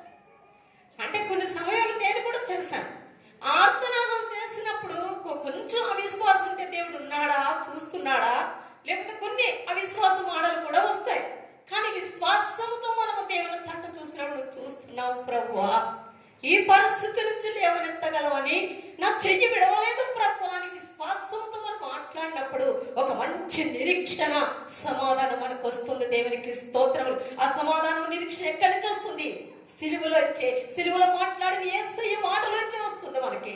కనుక ఎప్పుడు ఆయన మన చెయ్యి విడవలేదు. కానీ ఆ పరిస్థితి వచ్చినప్పుడు మనకు అనిపిస్తుంది, మనకే కాదు మనం అందరికీ అనిపిస్తుంది. ఎందుకంటే బలహీనలో ఆ సమయంలో కనుక ప్రతి ఒక్కరికి బలహీనత, ఆ క్లిష్ట పరిస్థితిలో ఈ పరిస్థితి నుంచి మనం బయటకు వస్తామా రామా అని చెప్పి. ఎందుకంటే మంచి భక్తుడు ఏలియా, మరి రాజుల గ్రంథంలో ఉంది కదా, మంచి భక్తుడు. మరి ప్రార్థన చేస్తుంటే ఆకాశం నుండి అగ్ని గుమ్మరించాడు, మరి ఆ దహన బలులు దహించాడు. మరి దహించి మళ్ళీ వర్షం వస్తున్నప్పుడు మరి అక్కడ రాజ్య కోటగాడికి వచ్చినప్పుడు ఆ రాణి యజమేలు ఏం చెప్తుంది, రేపు ఈ టైంకి ఆ ప్రవక్తలు చనిపోయి నిన్ను కూడా చంపేస్తారంటే ఎంత భయపడ్డాడు. నిజంగా మంచి ప్రవక్త ప్రార్థన చేస్తుంటే ఆకాశం నుండి వర్షం మరి అగ్ని గుమ్మరించింది. మరి అక్కడ మహిమ పొందుకున్నాడు దేవుడు. మరి అంత నిరీక్షణ కలిగిన మరి భక్తుడికి కూడా మరి అంటే కొంచెం నిజంగా చంపేస్తాడు. అరణ్యంలోకి వెళ్ళిపోయిన పరిస్థితి వచ్చింది. మరి అరణ్యంలోకి వెళ్ళిపోయింది. నేను ఎందుకు ఇంకా భక్తులందరూ అంటే మరణాన్ని అపేక్షించాడు, ఇంకా తట్టుకోలేక నిజంగా చంపేస్తుంది ఆమె. అంటే ఆమె అటువంటిదని కూడా తెలుసు ఏలియాకి. ఆ పరిస్థితి తెలుసు కనుక నిజంగా పని చేస్తుందేమో అని చెప్పేసి మరి పారిపోయినా విడిచిపెట్టాడు ఆ దేవుడు. ఏలియాని బలపరిచినాడు. మరి అన్ని నిప్పుల మీద రొట్టును నీళ్ళబుట్ట అక్కడ పెట్టి నీకు శక్తికి మించిన ప్రయాణం ఉంది, ముందుకు నడవాలని చెప్పి లేవనెత్తి బలపరిచి మరి 40 దినాలు రాత్రి పగలు ప్రయాణం చేయటకు కృపనిచ్చాడు. అంతే విడిచిపెట్టాడా? మరి ఏలియాని ప్రాణంతో మరి ఎక్కడ మరి చనిపోయినట్టుందా? సరే ఎక్కడ లేదే. 3 అభిషేకించాడు, 2 మరి రాజులను అభిషేకించాడు, ఎలీషా ప్రవక్తను అభిషేకించాడు. తర్వాత అతను శరీరంగానే కొనిపోయాడు. మరి ఆయన ప్రణాళిక గొప్పగా ఉంది. ఇక్కడ ఏలియా భయపడ్డాడు. ఆడుకో అంటే మనవంటి స్వభావమే, కానీ అందుకే వాక్యులు ఉంది ఏలియా మనవంటి స్వభావం గలవాడే, కానీ అత్యాశక్తితో ప్రార్థన చేశాడు కనుక కార్యాలు చూడగలిగాడు, మనకు చూపించగలిగాడు. కనుక మనము కూడా బాధలో వేదనలో ఆ పాత నిబంధన కాలంలోనే మరి ధైర్యపరిచిన దేవుడు ఈ రోజున ధైర్యపరచడం వల్లనే పాత నిబంధన కాలంలోనే బలపరిచిన దేవుడు ఈ రోజున పరిశుద్ధాత్మతో మనం నింపిన దేవుడు, అట్టి ధైర్యమును కృపను బలమును మనకి ఇచ్చిన దేవుడు ఇప్పుడు బలపరచడా. సోదరైన బాధనైన నలుచుట్లు తుఫానులు చెలరేగిన ఆయన మనం చెయ్యి పట్టుకోవడం కోసమే కుమారుడు చెయ్యి విడిచిపెట్టి ఉన్నాడు. దేవునికి స్తోత్రములు. కుమారుడు చెయ్యి ఎందుకు విడిచిపెట్టి ఉన్నాడు అంటే సిలువలో మనం చెయ్యి పట్టుకోవడం కోసం. కుమారుడి కంటే మనం ఏమైనా గొప్పవాడమా? మనలో ఏమైనా మంచి ఉందని ఉందా? ఆయన త్యాగం చేసి ఉన్నాడు. ఆయన లోకానికి లోక రక్షకుడిగా వచ్చాడు. నశించిన దాన్ని వెతికి రక్షించడానికే వచ్చి ఉన్నాడు. అటువంటి ఆయన చెయ్యి విడిచిపెట్టాడే. పనికి మాలిన వారిని మనల్ని చెయ్యి పట్టుకోవడం కోసం. మనకి ఏమైనా మంచితనం ఉందా? ఏదైనా గొప్పతనం ఉందా? మనం ఏమో ఎక్కడైనా ఏదైనా మంచి అది ఉందా? మంచి లేని వాళ్ళని మనలో వచ్చి ఆయన మంచితనం అంతా మన కొరకు త్యాగం చేస్తున్నాడు. త్యాగం చేయడమే కాదు, మనం చెయ్యి పట్టుకోవడం కోసం కుమారుడు చెయ్యి విడిచిపెట్టినాడు. అందుకే ఒక చోట వాక్యంలో ఉంది, నా సొంత కుమారుడు మీకు ఇచ్చుడు నేను వెనక్కి తీయలేదే, ఏదైనా నేను మీకు చేయలేనా, ఏమైనా నేను మీకు ఇవ్వలేనా అని నేను సెలవిస్తున్నాడు కదా. కనుక ఏ పరిస్థితి ఎదురైనా సరే, మనకి ఎట్టు పరిస్థితులు, శ్రమలు, వేదనలు కలిగినా మనం చెయ్యి మన యేసే పట్టుకున్నాడని ఎన్నడూ మర్చిపోకూడదు. ఈ సిలువలో ఆయన పలికింది ఆ మాట ఎందుకంటే, ఆయన చెయ్యి ఎందుకు విడిచిపెట్టాడు అంటే, అవును కదా ప్రభా, సిలువలోని కుమారుడు చెయ్యి ఎందుకు విడిచిపెట్టావు? మా చెయ్యి పట్టుకోవడం కోసమే కదా. నువ్వు పట్టుకుంటే ఈ పరిస్థితులు ఏ పాటికి, ఈ శ్రమ ఏ పాటికి, ఈ పరిస్థితి కూడా మేము వెళ్ళగలుగుతాము, నువ్వు మా చెయ్యి పట్టుకున్నావు అని ధైర్యపరచుకోవడానికే ఈ సిలువలు మనం జ్ఞాపకం చేసుకోవాలి. ఆ మాటలు మనం జ్ఞాపకం చేసుకోవాలి. 7 మాటలు 7 రకాలుగా మనకి జీవితానికి బోధిస్తున్నాయి. దేవునికి స్తోత్రములు. ఒక్కొక్కటి మన జీవితంలో ఎదురవుతాయి ఇవన్నీ కూడా. అందుకే ఆయన సిలువలో 7 మాటలను పలికిన్నాడు. మనకి ఈ జీవితాన్ని ఎదుర్కోవాలంటే ఇవి జ్ఞాపకం చేసుకుంటేనే, అవి ధ్యానిస్తేనే అవి మనలోకి వెళ్తాయి. ధ్యానించడం అంటే అది చాలా శ్రేష్టమైన సంగతి. అందుకే మనం సిలువ యొద్దకు వెళ్ళాలి. సిలువే మన జీవితానికి విలువైనది. సిలువ లేని మన బ్రతుకు విలువ లేదు. సిలువ యొద్దే మనకి నెమ్మదైన, సమాధానమైన, ఆదరణైన, విడుదలైన సిలువ యొద్దే మనకు దొరుకుతుంది. సిలువలో మరణించిన యేసయ్యను మనం జ్ఞాపకం చేసుకుంటే, మన కొరకు ఆయన శిక్ష భరించినాడు, మన కొరకు మనల్ని స్వస్థపరచడం కోసం గాయపరచబడ్డాడు, సమస్తాన్ని ఆయన పోగొట్టుకున్నాడు. తండ్రి కూడా చెయ్యి విడిచిపెట్టిన పరిస్థితి వచ్చిందే అని మనం జ్ఞాపకం చేసుకున్నప్పుడు మనల్ని విడిచిపెడతాడా? 2:22 కీర్తనలు కూడా ఉంది కదా, నా దేవా నా దేవా నన్నేలను చెయ్యి విడిచేవాడు. భక్తుడు అంటే భక్తులకి మనందరికీ కూడా పరిస్థితి వస్తుందని ఈ లేఖనం సెలవిస్తుంది అనమాట. మనం ఈ లేఖనములని ధ్యానించాలి. ఈ లేఖనములు ఎవరికి? మన కొరికే.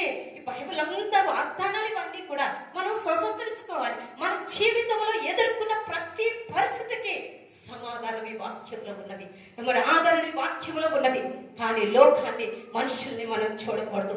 కానీ దేవుని వాక్యాన్ని అనుకుని దేవుని మందిరంలో మనము మొరపెట్టినప్పుడు, మనం విజ్ఞాపన చేసినప్పుడు మన దేవుడు మన పక్షంగా నిలబడతాడు, మన చెయ్య పట్టుకుని నడిపిస్తాడు. అది ఇరికే పరిస్థితి, ఇరికే మార్గములు మూసిపోతాయి. అయినప్పటికీ ఆయన చెయ్యి పట్టుకుంటే ఎర్ర సముద్రం 2 పాయలైపోయినట్టుగా మార్గం సరళమవుతుంది. యోర్దాను నది గట్లో ఉన్న పొల్లిపోయిన దేవుడు ఏకరాశిగా మార్చిన దేవుడు, మన ముందుండి మార్గాన్ని సిద్ధపరిచే దేవుడు. ఆయన చెయ్యి పట్టుకుంటేనే మన ముందు మార్గం మరి సిద్ధంగా ఉంటుంది. అవి ద్వారా తెరవబడతాయి. కనుక మనం ఉట్టినే మనం వెళ్ళలేము, మనం జయించలేము. కానీ యేసయ్యని కలిగి, అందుకే పూర్ణ హృదయముతోని, పూర్ణ ఆత్మతోని, పూర్ణ శక్తితోని, పూర్ణ బలముతోని ఆయన అనుసరించాలి, ఆయన అత్తుకోవాలి. రూతు అత్తను అత్తుకున్నట్టు మనం కూడా మరి సంఘాన్ని అత్తుకోవాలి, దేవుని అత్తుకోవాలి. అత్తుకున్నప్పుడే ఆ ధైర్యము, ఆ కృప, ఆ నిరీక్షణ మనకు వస్తాయి. ఈ కృప, ధైర్యము, నిరీక్షణ లేకపోతే తొట్టుపడే పరిస్థితి వస్తుంది. దేవుడు నాకు చెయ్యి పట్టుకున్నాడని మర్చిపోయే పరిస్థితులు కూడా వస్తాయి. కనుక ఎప్పుడు కూడా మన దేవుడు మన చెయ్యి ఇడిచిపెట్టేవాడు కాదు. ఏ పరిస్థితి ఎదురైనా సరే, భూమి తల్లకిందలైన, అందుకే అన్నాడు పర్వతంలో తొలగినా, మంటలు తత్తరిల్లినా నా కృప నీకు చాలు అంటే, ఆయన కృప ఉంది అంటే మనం చెయ్యి పట్టుకున్నాడు. కనుక ఎట్టి పరిస్థితుల్లో మనం చెయ్యి విడిచే దేవుడు కాదు. కనుక ధైర్యం కలిగిందా, నా కొరకు నా తండ్రి, మరి పరలోకపు తండ్రి నా యేసయ్య చెయ్యి విడిచాడు, నా యేసయ్య నా చెయ్యి పట్టుకోవడం కోసమే కదా అని ఒక నిశ్చయత, ఒక ధైర్యము, ఒక బలము. దేవుని అందే మన ఫలము, ఆయన అందే మన ఫలము, ఆయన అందే మన ఆశ్రయము. దిక్కు నుంచి మనకు సహాయం ఎక్కడి నుంచి రాదని దేవుని మరి సంవత్సరించిన వాగ్దానాలను బట్టి మనకు సహాయము ఏ దేవుని వలనే కలుగుతుంది, యెహోవా వలనే కలుగుతుంది. కనుక ఆయన మనం చెయ్యి పట్టుకుంటాడు. క్లిష్ట పరిస్థితులు కూడా అది దాని సరళం చేసి, ఎందుకంటే మనం చెయ్యి పట్టుకుని ముందుకు నడిపిస్తాడు. కొండల సైతం ఆయన సన్నిధులు కనుక కొండల సైతం ఆయన వలె కరిగిపోతాయంట. మన సన్నిధి అంటే ఆయన ఉన్నట్టే కదా, ఆయన సన్నిధి అంటే ఆయన మనం చేయి పట్టుకున్నట్టే కదా. మన ముందు ఏ కొండలు నిలవగలుగుతాయి? మైనం ఎలా కరిగిపోతుంది? అగ్నికి ఏసై నడుస్తే అగ్నికి కొండలు కూడా కరిగిపోతాయి. అంటే కొండల లాంటి పరిస్థితులు మనకు వచ్చినా అవి మన ముందు నిలవలేవు. మన ముందు కాదు, మనలో ఉన్న ఏసై ముందు అవి నిలవలేవు. కనుక ధైర్యము, శ్రమ వచ్చినా బాధ వచ్చినా మరి ఏ స్థుతిలో ఉన్నప్పుడు ఏసయ్యా ఏలి ఏలి నా చెయ్యి విడిచిపెట్టావా అని అర్థనాదం చేస్తున్నాడు. మనము కూడా కష్టములో, బాధలో, వేదనలో అర్థనాదం చేసే టైం వస్తుంది. అది పంచుకోవడానికి ఎవరికి ఉండకపోవచ్చు, కానీ ఉన్న పరిష్కారం అవ్వదు. మన యేసయ్య వైపు చూసే మన అర్థనాదం. అందుకే కొన్నిసార్లు ఎలుగెత్తి మొరపెట్టాడు. క్లిష్ట పరిస్థితి వచ్చినప్పుడు ఎలుగెత్తి మొరపెట్టాడు. కానీ కొన్నిసార్లు ఇంటికాడ పరిస్థితులు మందిరంలోకి వచ్చి ఎలుగెత్తి మనం మొరపెట్టినప్పుడు ఆ పరిస్థితికి విడుదల ఉంటుంది, సమాధానం వస్తుంది, మంచి నిరీక్షణ వస్తుంది. కనుక మనం మంచి ధైర్యంతో ముందుకు వెళ్ళాలి. క్రీస్తు ప్రేమలో మనం ముందుకు వెళ్ళాలి. ఎట్టి పరిస్థితులు నా చెయ్యి ఆయన పట్టుకున్నాడు అని మంచి ధైర్యం కలిగి మనం ఉండాలి. ఆయన మనం చెయ్యి పట్టుకుంటే ఎన్నడు విడవడంట, విడవను ఎడబాయను అని వాగ్దానం మనకుంది. మరి చెయ్యి పట్టుకున్నాడు, ఎడవడు కదా, ఇంకెందుకు? అందుకే మనకి కొంచెం తొట్టుపాటు వచ్చినా భయపడినవా లేఖనాలు ఎత్తి మరి ప్రార్థన చేస్తుంటే దేవుడు ఇస్తాడు లేఖనాలు. ప్రార్థన చేస్తుంటే దాసుడు నిత్యము బైబిల్ ఎందుకు చదవమంటున్నాడంటే ఆ క్లిష్ట పరిస్థితి వచ్చి మోకరించి ప్రార్థన చేస్తుంటే లేఖనాలు ఇస్తాడు. అప్పుడు ఆ లేఖనాలు బట్టి ఎత్తి ప్రార్థిస్తే అదే మనం చేపట్టుకు నడిపించటం. ఎప్పుడైతే ఆ లేఖనాలు బట్టి మనం ప్రార్థన చేస్తామో మనకు ధైర్యము. ఆ సమస్య ఎర్ర సముద్రం 2 పాయలైపోయి 6 నెలలు నడుస్తున్నామో వాళ్ళు నడిచారో మనం కూడా నడిచినట్టుగా మన ముందు ఏమి ఉండే పరిస్థితులన్నీ కూడా సమాధానం, ఎటువంటి తుఫాన్లైనా దేవుడు నుంచి వేస్తాడు. కనుక మంచి ధైర్యం కలిగి మన చెయ్యి దేవుడు పట్టుకున్నాడు అని మంచి ధైర్యంతో ముందుకు సాగాలని ఈ మాట దేవుడు సిలువలో మనతో మాట్లాడుతున్నాడు. కనుక ప్రతి ఒక్కరిని దేని విషయంలో కలవరపడని అవసరం లేదు. మనం ఒకవేళ తప్పు చేస్తే మరి శోధన తెచ్చుకున్నామా, క్షమాపణ అడిగి దేవుని సన్నిధిలో ప్రార్థన చేయాలి. కానీ సన్నిధులను బట్టి దూరం కాకూడదు. తప్పు చేసి మనం శ్రమ అనుభవించడం కంటే తప్పు చేయకుండా శ్రమ అనుభవించడానికి హితము, నేను అందుకే వెనుక్కున్నాను అంటున్నాడు దేవుడు. కనుక ఒకేలా మన మానవులకు ఎక్కడైనా తప్పు చేసి శ్రమ తెచ్చుకుంటే ప్రత్యాత్తాపడి దేవుని సన్నిధిలో సరి చేసుకుంటే దేవుడు అప్పుడు కూడా క్షమించి, ఆయన ఎప్పుడు క్షమించే దేవుడు ముందే మనతో మాట్లాడాడు కదా, కనికరిస్తాడు. చేయి పట్టుకున్నాడు కనుక మనల్ని క్షమిస్తాడు, మనల్ని కనికరిస్తాడు, ఎన్నడూ విడవడు, ఎడబాయుడు. మంచి ధైర్యం మనకు కలిగి ఉండాలని ఈ లేఖనం ద్వారా దేవుడు మనతో మాట్లాడుతున్నాడు. అంటే శ్రమలు, శోధనలు, బాధలు, కష్టాలు, తుఫాన్లు వచ్చినప్పుడు మన దేవుడు మన చేయి పట్టుకున్నాడు. ఆ శోధనకు మనల్ని అప్పగించాడు, ఆ పరిస్థితికి మనల్ని అప్పగించాడు, మనం తప్పిస్తాడు. మరి సద్రకు మేషకు అబద్ధకులు అగ్నిగుండం తప్పించిన దేవుడు మనం తప్పించడా, మన చెయ్యి పట్టుకున్నాడు కదా, వాడితో ఆయన ఉన్నాడు కదా. సద్రకు మేషకు అగ్నిగుండంలో దేవుడు ఉన్నాడు కనుక తప్పించుకున్నారు. ఇప్పుడు మనం చేయి పట్టుకుంటే మనం తప్పించుకుంటాం కదా. మరి ఇదే నిశ్చయిత, ఇదే ధైర్యము. లేఖనాలనే మనం గ్రహించాలి. లేఖనాలు గ్రహించుటకు మన హృదయాలు తెరవని కూడా ప్రార్థన చేసుకోవాలి. మరి కీర్తన 119 కీర్తన 18 ఎంతోంది. ఆయన ధర్మశాస్త్రం ముందు గొప్ప సంగతులు చూచినట్టంట. మనం కళ్ళు తెరవబడాలి, మన హృదయాలు తెరవబడాలి. తెరిస్తేనే ఆ శ్రమలో, వేదనలో, బాధలో తగ్గట్టు ఆ వాక్యాన్ని గ్రహించగలుగుతామట. అందుకే ఆ విధంగా ముందుకెళ్తే మరి దేవుడు మనల్ని బలపరుస్తాడు. ఎందుకంటే మన కోసం ప్రాణం పెట్టిన దేవుడు మనల్ని విడిచిపెడతాడా? ఎన్నడూ విడిచిపెట్టాడు. ఇప్పుడు మనతోనే ఉన్నాడు. మీరు నమ్మిన నమ్మకం మనతోనే ఉన్నాడు, మనలోనే ఉన్నాడు. ఆయన ఇప్పుడు మనతో మాట్లాడుతున్న దేవుడు. ఎవరు స్వీకరిస్తారో ఆశీర్వదింపబడతారు, ఎవరు తృణీకరిస్తారో ఆశీర్వాదాన్ని పోగొట్టుకుంటారని పరిశుద్ధాత్మ దేవుడు తెలుస్తున్నాడు. కనుక మనం తృణీకరించే వారిగా ఉండొద్దు. నా చెయ్యి నా దేవుడు పట్టుకున్నాడు, ఏ పరిస్థితి నుంచి నన్ను విడిపించగల సమర్థుడని గట్టి నిశ్చయిత కలిగి ముందుకు వెళ్ళినప్పుడు తండ్రి సంతోషిస్తాడు, మనకి దారి సరళమవుతుంది. కనుక ధైర్యం కలిగి ముందుకు సాగాలని దేవుడి వాక్యం ద్వారా మనతో మాట్లాడుతున్నాడు. ఈ వాక్యం దేవుడు మన సంఘాన్ని ఆశీర్వదించిన గాక. ప్రైజ్ ది లార్డ్, హల్లెలూయా. అందరం ఒకసారి నిలబడదు, మళ్ళా ముందు కూర్చోండి. ఎంతమంది నిలబడాలనుకుంటున్నారు? మళ్ళీ నిలబడితే కూర్చోలేరు. అట్లా ఒక్కసారి నిలబడాలి, అందరం ఒకసారి నిలబడాలి. ఒకసారి ఇట్లా కదలండి, కొద్ది కదలండి, ఇట్లా హల్లెలూయా. ఒక పాట ఉంది. నాయ విమర్శల సఫలాలోను నోరు తెరువక ఉండెను యేసు. నాయ విమర్శల సఫలాలోను నోరు తెరువక ఉండెను యేసు. తన తగ్గింపులో తాకి న్యాయం. హల్లెలూయా. అమ్మా పాడదా పాడు.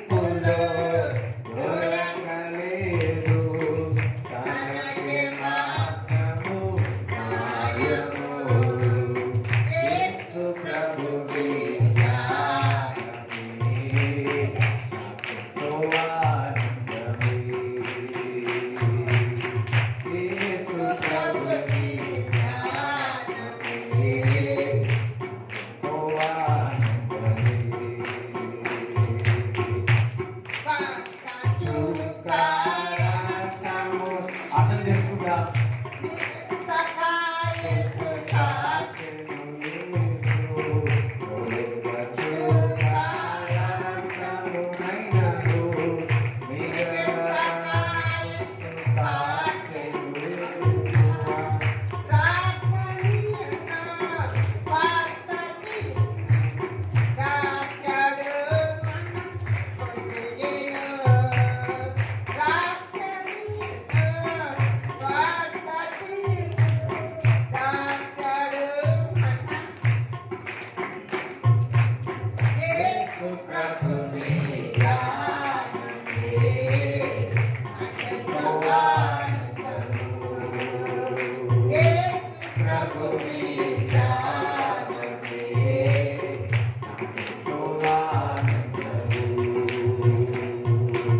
Hallelujah. Praise the Lord. Praise the Lord. Hallelujah. Right. చూడండి, ఇది వరకు 4 మాటలు విన్నాము. సో ఇంకా 3 మాటలు ఉన్నాయి. సో అందరూ కూడా నేను అంత వేడి ఏం లేదు, చల్లగానే ఉంది కదా, రైట్? ఓకే, అందరూ కూడా 4 మాటలు వినొచ్చు. ఇందాక పాట పాడినాం కదా, యేసు ప్రభుని సిలువ ధ్యానం చేస్తే అది మనకేమి ఉంటుంది? ఆనందము, ఆరోగ్యం, ఒక్క చుక్క కూడా లేకుండా కార్చి మనని స్వస్థపరిచి ఉన్నాడు. చూడండి, దేవుడు ఈ వాక్యాలు వింటుంటే దేవుడు మిమ్మల్ని స్వస్థపరుస్తాడు. హల్లెలూయా. ఎండాకాలం ఎంతమందికి ఏమవుతుంది? దాహం అవుతుంది కదా. ఎంతమందికి వాక్య దాహం అవుతుంది? యేసుక్రీస్తు ప్రభు మాట్లాడిన మాట 5వ మాట ఏంది? దాహము. మనకు చెప్పగల దాహము అని. సో ఎంతమంది దాహంగా ఉన్నారు? వాక్య దాహంతో ఉన్నారు. మరి 5వ మాట వచ్చి విజయకు వచ్చి మనకు ఆ మాట 5వ మాట వివరిస్తారు. దేవుని నామానికి స్తోత్రములు. మరి సమయించిన గారికి సహోదరులకు అందరికీ వందనాలు చూపిస్తున్నాను. మరి ఇప్పటి వరకు మరి ప్రతి మాట దేవుడు మనతో మాట్లాడాడు. దేవునికి వందనాలు. మరి 5వ మాట యోహాను సువార్త 19వ అధ్యాయం 25వ వచనం.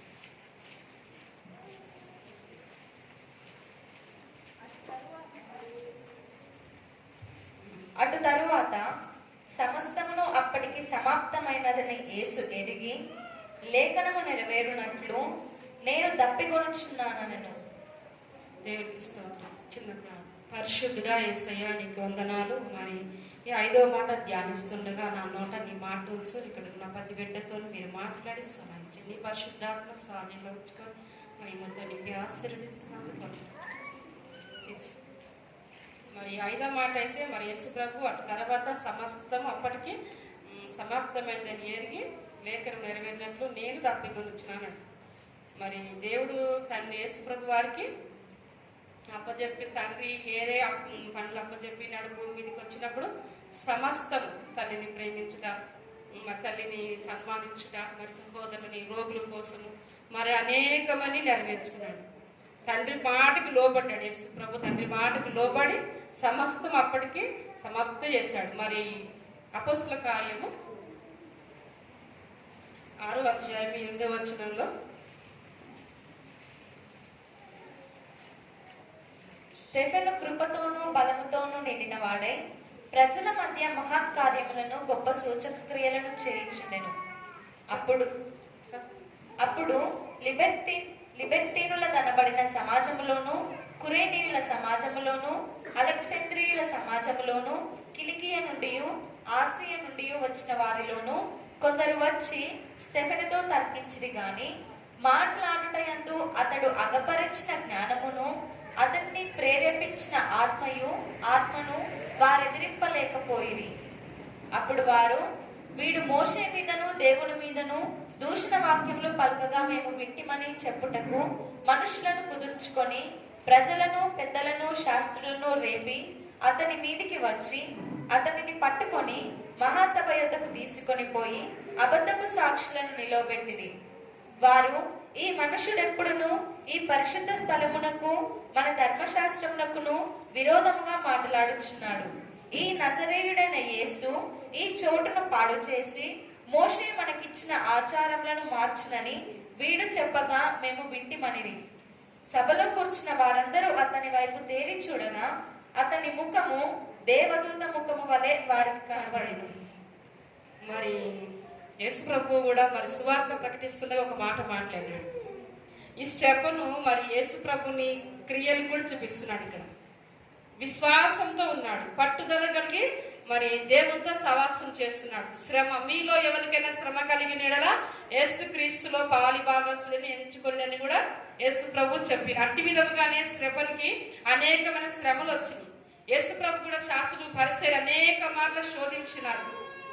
అనేక మార్లు శోధించి మాట్లాడినప్పుడు వారికి చక్కని ప్రత్యుత్తరం కూడా ఇచ్చాడు. చక్కని మాటలు కూడా వాళ్ళకి అందించినాడు. అటు విధంగానే స్టెఫెను మరి యేసు ప్రభుని పోలు నడుచుకుంటున్నప్పుడు స్టెఫెను దగ్గర కూడా అనేక శ్రమలు వచ్చినాయి. శ్రమలు వచ్చినప్పుడు ఏం చేసినాడు? వాళ్ళకి ఆత్మతో నింపబడి, పరిశుద్ధ ఆత్మతో నింపబడి, వాళ్ళ జ్ఞానంతో వాళ్ళకి సమాధానం చెప్పి ఉన్నాడు. అప్పుడు ఆ కూర్చున్న సభ వాళ్ళ కూర్చున్న వాళ్ళందరూ కూడా దూతల ముఖం వల్ల కనపడ్డాడంట. అటు విధంగానే మనం ఈ స్టెఫెను వాళ్ళకి విశ్వాసం కలిగి, పట్టుదల కలిగి ఆ దేవుని వైపు చూస్తూ మనం యేసు ప్రభు చేసిన క్రియలు, ఆయన మాటలన్నీ కూడా మన హృదయంలో పెట్టుకొని స్టెఫెను వాళ్ళ దేవునితో సవాసం చేస్తూ ముందుకు వెళ్ళాలి. మరి అటు విధంగా అపోస్తలుల కార్యం 7 మరి 56 వచ్చిన కూడా చక్కగా ఉండి స్టెఫెను మాట్లాడుతున్నాడు. అక్కడ ఆకాశము తెరవబడుటయు మనుష్య కుమారుడు దేవుని కుడిపార్శ్వమందు నిలిచిండుటయు చూచుచున్నానని చెప్పెను. అప్పుడు వారు పెద్ద కేకలు వేసి చెవులు మూసుకొని ఏకముగా అతని మీద పడి పట్టణపు వెలుపలికి అతనిని వెళ్ళగొట్టి రాళ్ళు రువ్వి చంపిరి. సాక్షులు సౌలు అను ఒక యవనుని పాదముల యొద్ద తమ వస్త్రములు పెట్టిరి. ప్రభువును గూర్చి మొరపెట్టుచు, యేసు ప్రభువా, నా ఆత్మను చేర్చుకొనుమని స్టెఫెను పలుకుచుండగా వారు అతనిని రాళ్లతో కొట్టిరి. అతడు మోకాళ్ళుని, ప్రభువా, వారి మీద ఈ పాపము మోపకుమని గొప్ప శబ్దముతో పలికెను. ఈ మాట పలికి నిద్రించెను. మరి యేసు ప్రభు కూడా ఒక మాట అన్నాడు, సిలువలో మాట్లాడు. ఇప్పుడు దాకా మనం కూడా ధ్యానించుకున్నాము. ప్రభువా, మీరు ఏం చేయించున్నారు, మీరు వెరుగరు కనుక మీరు క్షమించమన్నాడు. అటు విధంగా స్టెఫెను కూడా అదే మాట్లాడుతున్నాడు. మొఖాలు అయ్యి వాళ్ళు రాళ్ళు తీసుకొని రువ్వి కొడుతున్నప్పుడు కూడా ప్రభువా, మీరు ఏం చేయించున్నారు, మీరు క్షమించమని మాట్లాడినాడు. యేసు ప్రభు మాట్లాడిన మాట తగ్గించుకున్నట్లుగా మరి స్టెఫెను కూడా చక్కగా మరి ఆత్మతో నింపబడి చనిపోతున్నప్పుడు కూడా వీళ్ళు క్షమించమన్నాడు. ఆత్మతో నింపబడి ఉన్నాడు. అక్కడ ఆత్మతో నింపబడి వాళ్ళు రాళ్ళు కొడుతున్నప్పుడు ఎలాంటి దూషణ మాట మాట్లాడు. మనమైతే కొన్ని శ్రమలు వచ్చినప్పుడు ఎంత విశ్వాసమైనా సరే సడన్ ఒక మాట అనేస్తాం. మనం ఈ బాధ ఎందుకు, నిన్ను ఏమనకపోని కూడా ఎందుకు నిందిస్తున్నావు, దూషిస్తున్నావు ఇక్కడ అని చెప్పేసి మనం అలా అనకుండా మరి ఈ స్టెప్ను అయితే యేసు ప్రభుని మరి యేసు ప్రభు లాగా నడుస్తున్నాడు. ఆత్మతో నింపబడి ముందుకు వెళ్తున్నప్పుడు కూడా ఎవ్వరికి భయపడలేదు. ఈ స్టెప్ను ఎవ్వరికి భయపడకుండా యేసు ప్రభు చూస్తూ ముందుకు వెళ్ళాడు. అతి విధంగానే మనం కూడా ఈ స్టెప్ను వాళ్ళు విశ్వాసం కలిగి, పట్టుదల కలిగి, ఎన్ని శ్రమ వచ్చిన రాళ్ళు, లోకము రాళ్ళు, మన రాళ్ళు లాంటి మాటలు మన మీదకి విసిరివేసినప్పుడు కూడా ఆ సమయంలో మనకు సహాయం చేసే పరిశుద్ధాత్మ దేవుడు, ఆ సమయంలో మనకు సహాయం, ఆ సరిపోని శక్తి సరిపోదు అలాంటి సమయంలో నోరు కట్టేసుకోవడానికి కానీ ఆ నాలుకని మనం స్వాధీనంలో ఉంచుకుని మన సహాయం సరిపో పరిశుద్ధాత్మ దేవుని ఆ సమయంలో మన ప్రభువా నాకు సహాయం చేయవాలన్నప్పుడు ఆత్మదేవుడే మనకు సహాయం చేస్తాడు. ఆ రాళ్ళలాంటి నిందలు, అవమానాలు ఎన్నో వస్తాయి. అలాంటి పరిస్థితుల్లో మనం పరిశుద్ధాత్మ దేవుని సహాయం చేయని అడగాలి. మరి ఇదే యోహాను సువార్తలోనే 19:28 మాట్లాడతారు ఒక మాట.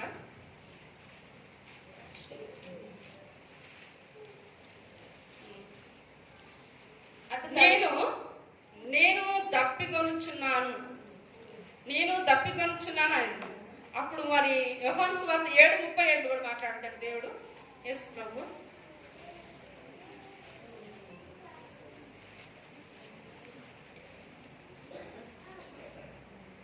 ఎవడైనా దప్పికొన్న ఎడలా నా యొద్దకు వచ్చి దప్పి తీర్చుకొనవలను. నా యందు విశ్వాసం ఉంచువాడెవడో లేఖనము చెప్పినట్లు వాని కడుపులో నుండి జీవజల నదులు పారని బిగ్గరగా చెప్పాను. దప్పికొన్నప్పుడు అంటే మన దప్పి అంటే మరి అనేకమైన దప్పికొన్న దేవుడైతే ఆత్మ తప్పు కలిగి ఉన్నాడు. మరి ఇక్కడ జీవజల నదులు ఉబ్బుగుచ్చు పారుతాయి అంట. జీవజల నదులు ఉబ్బుగుచ్చు పారాలంటే మనం తండ్రితో సావాసం చేసినప్పుడు మనకి ఆ జీవజల నదులు అనేవి ఉబ్బుకుతాయి. కనీసం మనము దేవునితో ఒక గంట సేపు అయినా, రోజుకి ఒక గంట సేపు తండ్రితో గడపండి, ఆ ప్రార్థనలో గడిపినప్పుడు ఆ రోజంతా జీవజల నదులు ఉబ్బుగుచ్చు పారుతాయి. ఎందుకంటే ఇక నేను అనుభవంతో చెప్తున్నాను. ఆ రోజు ఒక్క గంట సేపు తండ్రితో గడిపానా, ఆ రోజంతా జీవజల నదులు ఉబ్బుకుచ్చు, ఆ పరవశమే వేరుంటుంది, ఆ అనుభవం, ఆ మాధుర్యమే వేరుంటుంది. నా యందు విశ్వాసం ఉంచినట్లు అన్నాడు దేవుడు.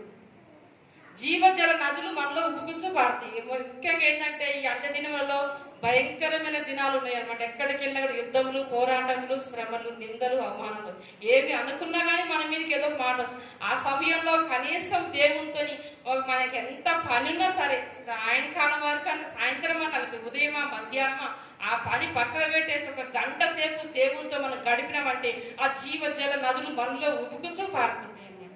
ఆ మన ఇంట్లో కుటుంబ పరిస్థితులు ఎన్నున్నప్పుడు సరే అవన్నీ మర్చిపోదు. అది ఎలాగో ఒకసారి జ్ఞాపకం చేసుకుంటామో అది మరి నాకు తెలియదు ప్రభు అన్నప్పుడు ఆయనలో మనం ఆనందించినప్పుడు దేవుడు మన కార్యాలన్నీ కూడా దేవుడే చేస్తుంటాడు అనమాట. ఆయన శ్రమలో మనం పాలు భాగస్వామే ఉండాలి. ఎందుకంటే మీలో ఎవరికైనా శ్రమ కలిగినా యేసుక్రీస్తులో పాలి భాగస్వామి ఉన్నామని ఎంచుకోమన్నమాట. నీలో నేనుండుటే నాలో నీవుండుటే నా ఆత్మీయ అనుభవమే. నీలో నేనుండుటే నాలో నీవుండుటే నా ఆత్మీయ అనుభవమే.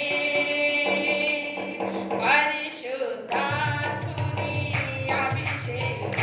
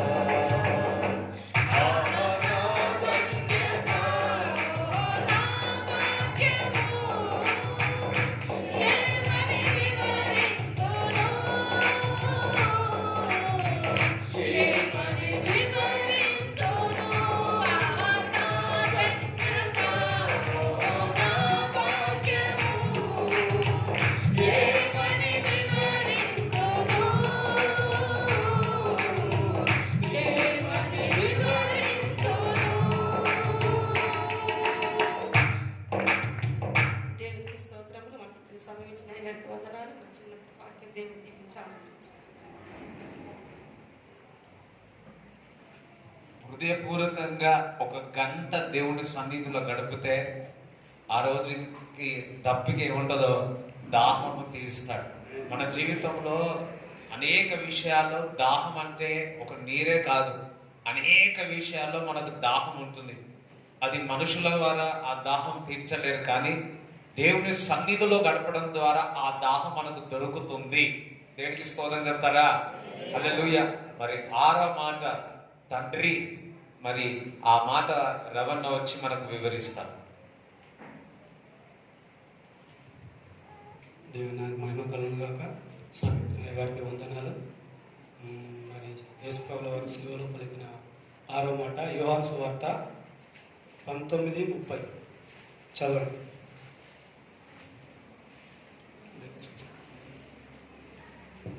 యేసు ఆ చిరగ పుచ్చుకొని సమాప్తమైనదని చెప్పి తల వంచి ఆత్మను అప్పగించెను.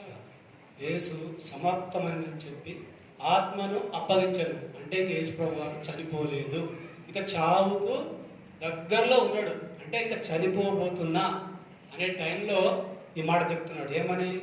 సమస్తం ఆయన ఏం చేయాలనుకున్నాడో, దేవుడు ఏ ఉద్దేశంతో ఈ లోకానికి ఆయన పంపిండో, ఇవన్నీ సమస్తం చేసిన ప్రభువా అని దేవుని దగ్గర, చావుకు దగ్గర, ఆయన చనిపోలేదు, చనిపోయే ముందు ఆత్మలో దేవునితో మాట్లాడుతున్నాడు ఆయన. హల్లెలూయా, హల్లెలూయా. ఎఫెసీ రాసిన పత్రిక 2:10. మరియు వాటి యందు మనము నడుచుకొనవలెనని దేవుడు ముందుగా సిద్ధపరిచిన సత్క్రియలు చేయుటకై మనము క్రీస్తు యేసునందు సృష్టింపబడిన వారమై ఆయన చేసిన పని అయి ఉన్నాము. హల్లెలూయా, హల్లెలూయా. మరియు వాటి యందు మనం నడుచుకునవలెనని. వేటి యందు? వాటి యందు. అవి తర్వాత చెప్తా. నెక్స్ట్ చదువు, కొంచెం కింద చదవాలి. నడుచుకున్న దేవుడు ముందుగా సిద్ధపరచుడు మన కోసం. అంటే మనం పుట్టక ముందే మనము కొన్ని చేయాలని మన మీద కొన్ని ఆశలు పెట్టుకొని దేవుడు కొన్ని సిద్ధపరచుడు మనకు. హల్లెలూయా. ఇప్పుడు మనకి ఎవరికైనా తల్లిదండ్రులకు ఏముండదండి? మా పిల్లలు చదువుకోవాలి, చాలా ఉన్నత స్థానంలో ఉండాలి అని ఎవరికైనా ఉంటుందా? ఉండదా? ఒక ఉద్దేశం ఉంటుందా? ఉండదా పిల్లల మీద? మీరు చెప్పండి, నాకేం అర్థమవుతలేదు, కొంచెం మాట్లాడండి. హల్లెలూయా. అందరు నిద్రపోతారు ఇట్లా ఇట్లా. హల్లెలూయా, గట్టిగా హల్లెలూయా. ప్రతి తల్లిదండ్రులకు పిల్లల పట్ల ఒక ఉద్దేశం ఉంటుందా? ఉండదా? ఉంటుంది. ఏమని? చదువుకోవాలని, చాలా ఉన్నత స్థితిలో ఉండాలని. అట్లాగే మన తండ్రి కూడా మనంలో సృష్టించేటప్పుడు మన మీద కూడా కొన్ని ఆశలు పెట్టుకున్నాడు. ఏం ఆశ? సత్క్రియలు, అంటే మంచి క్రియలు చేయాలని ఫస్ట్ వెళ్ళి సిద్ధం చేసిన దేవుడు. తల్లి గర్భం రూపింపక పడక మునిపే, అంటే మన తల్లి గర్భంలో రాక మునిపే మన పైన దేవునికి కొన్ని ఆశలు ఉన్నాయి. హల్లెలూయా. ఫిలిప్పీ పత్రిక 2:14-16 చదువు. మీరు మూర్ఖమైన వక్రజనము మధ్య నిరపరాధులను, నిష్కలంకులను, అనిత్యులనైన దేవుని కుమారులగునట్లు సనుగులను, సంశయములను మాని సమస్త కార్యములను చేయుడి. హల్లెలూయా. మనం ఎక్కడ ఉన్నామండి? మూర్ఖమైన జనం మధ్య ఉన్నాం. అంటే ఇప్పుడు లోకంలో బయట పరిస్థితి చూడండి. సువార్తకు పోయినా, ఎక్కడికి పోయినా పాస్టర్లను కొట్టడము, చర్చలు తగలబెట్టడము, సువార్త పోతే కొట్టడము, అంటే ఇలాంటి జనం మధ్యన మనం ఉన్నాం. ఇలాంటి జనం మధ్యన మనం ఉన్నప్పుడు మనకు నిందలు వస్తాయి. వస్తాయా? రావా? నిందలు వస్తాయి, అవమానాలు వస్తాయి. వచ్చినా కానీ మనం సనుగుడు, సందేశం అని దేవుని పని మనం చేయాలి. హల్లెలూయా. కింది చదువు కొంచెం. అట్టి జనము మధ్యను మీరు జీవవాక్యమును చేత పట్టుకొని లోకమందు జ్యోతుల వలె కనబడుచున్నారు. అందువలన నేను వ్యర్థముగా పరుగెత్తలేదనియు, నేను పడిన కష్టము నిష్ప్రయోజనము కాలేదనియు క్రీస్తు దినమున నాకు అతిశయ కారణము కలుగును. హల్లెలూయా. ఎప్పుడైతే నువ్వు ఈ వక్రజనం మధ్యలో ఈ పరిశుద్ధ గ్రంథం పట్టుకొని నువ్వు సువార్త ప్రకటిస్తావో, అప్పుడు నువ్వు ఒక జ్యోతి వల్ల, ఆకాశంలో ఒక జ్యోతుల వల్ల మనము వెలుగుతాం. హల్లెలూయా. అయితే వారు వేసిన నిందలు, అవమానాలు, ఈ లోక సంబంధంగా మనము బాధపడతాం. కానీ ఒక దినం రాబోతుంది, ఆయన మనం తీసుకొని పోవడానికి యేసుప్రభు ఒక దినము రాబోతున్నాడు. అప్పుడంట మనకేమైందంట? అతిశయం, గర్వం. ప్రభువా, నీ కొరకు నేను ఈ పని చేసిన, నీ కొరకు నేను ఇలా కష్టపడ్డా, నీకోసం నిందలు నేను పడ్డాను, అవమానపడ్డాను, తన్నులో పడ్డాను, నన్ను రకరకాల హింసించాలని మనం బాధపడతాం. కానీ తర్వాత ఆయన తండ్రి వచ్చిన తర్వాత మనకు అతిశయం కలుగుతుందంట, మనకు సంతోషం కలుగుతుందంట. అంటే ఈ బాధలు, ఈ అవమానాలు మనం ఎంతకాలము? మనం బ్రతుకున్నంత కాలము 60 సంవత్సరాలు, 70, లేదంటే 100. కానీ నిత్యము యుగ యుగాలు దేవునితో ఉంటే మనకు అతిశయమే వేరు. హల్లెలూయా. హల్లెలూయా. ఆ ఆయనతో మన దినము ముందు ఆయన ముందు నిలబడతాం కాబట్టి ఆయనను మనం గుర్తు చేసుకుని సిలువలో, ఎందుకంటే ఆయన మన కోసం ప్రాణం పెట్టిండు. ఎందుకంటే ఆయన ఎప్పుడైతే ప్రాణం పెట్టి తిరిగి లేచిండో తండ్రి దగ్గర కుడిస్పాశంలో కూర్చున్నాడు. హల్లెలూయా. యేసుప్రభుకు అవమానాలు జరిగినాయి, యేసుప్రభును కొట్టిరు, అయినా కానీ ఆయన దాన్ని వాటి గురించి పట్టించుకోలేదు. స్వార్థ ప్రకటించాడు, రోగాలను స్వస్థపరచాడు, చాలా సమస్తం చేశాడు. ఆయన చేసిన కార్యాలు వివరించాలంటే ఈ భూలోకము సరిపోద్దా? సరిపోదు. హల్లెలూయా. అందుకే మన ప్రసంగి ఒక మంచి మాట, ప్రసంగి 12:7, ప్రసంగి 12:7 క్వశ్చన్.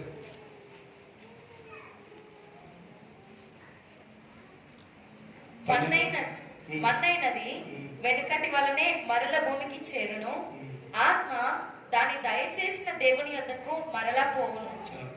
మన్నైనది వెనుకటికి మన్నైపోవును, ఆత్మ దేవుని దగ్గర. మనం ఎప్పుడైతే ఈ లోకంలో నుండి మనం సువార్త చేసి చనిపోతామో మన శరీరం రకంగా వెళ్ళిపోతుంది, బాధ మనం మట్లకి వెళ్ళిపోతాం. కానీ ఆత్మ ఎక్కడికి పోతాడట? దేవుని దగ్గరికి పోతుంది. ఆత్మ దేవుని దగ్గరికి పోతుంది. హల్లెలూయా. హల్లెలూయా.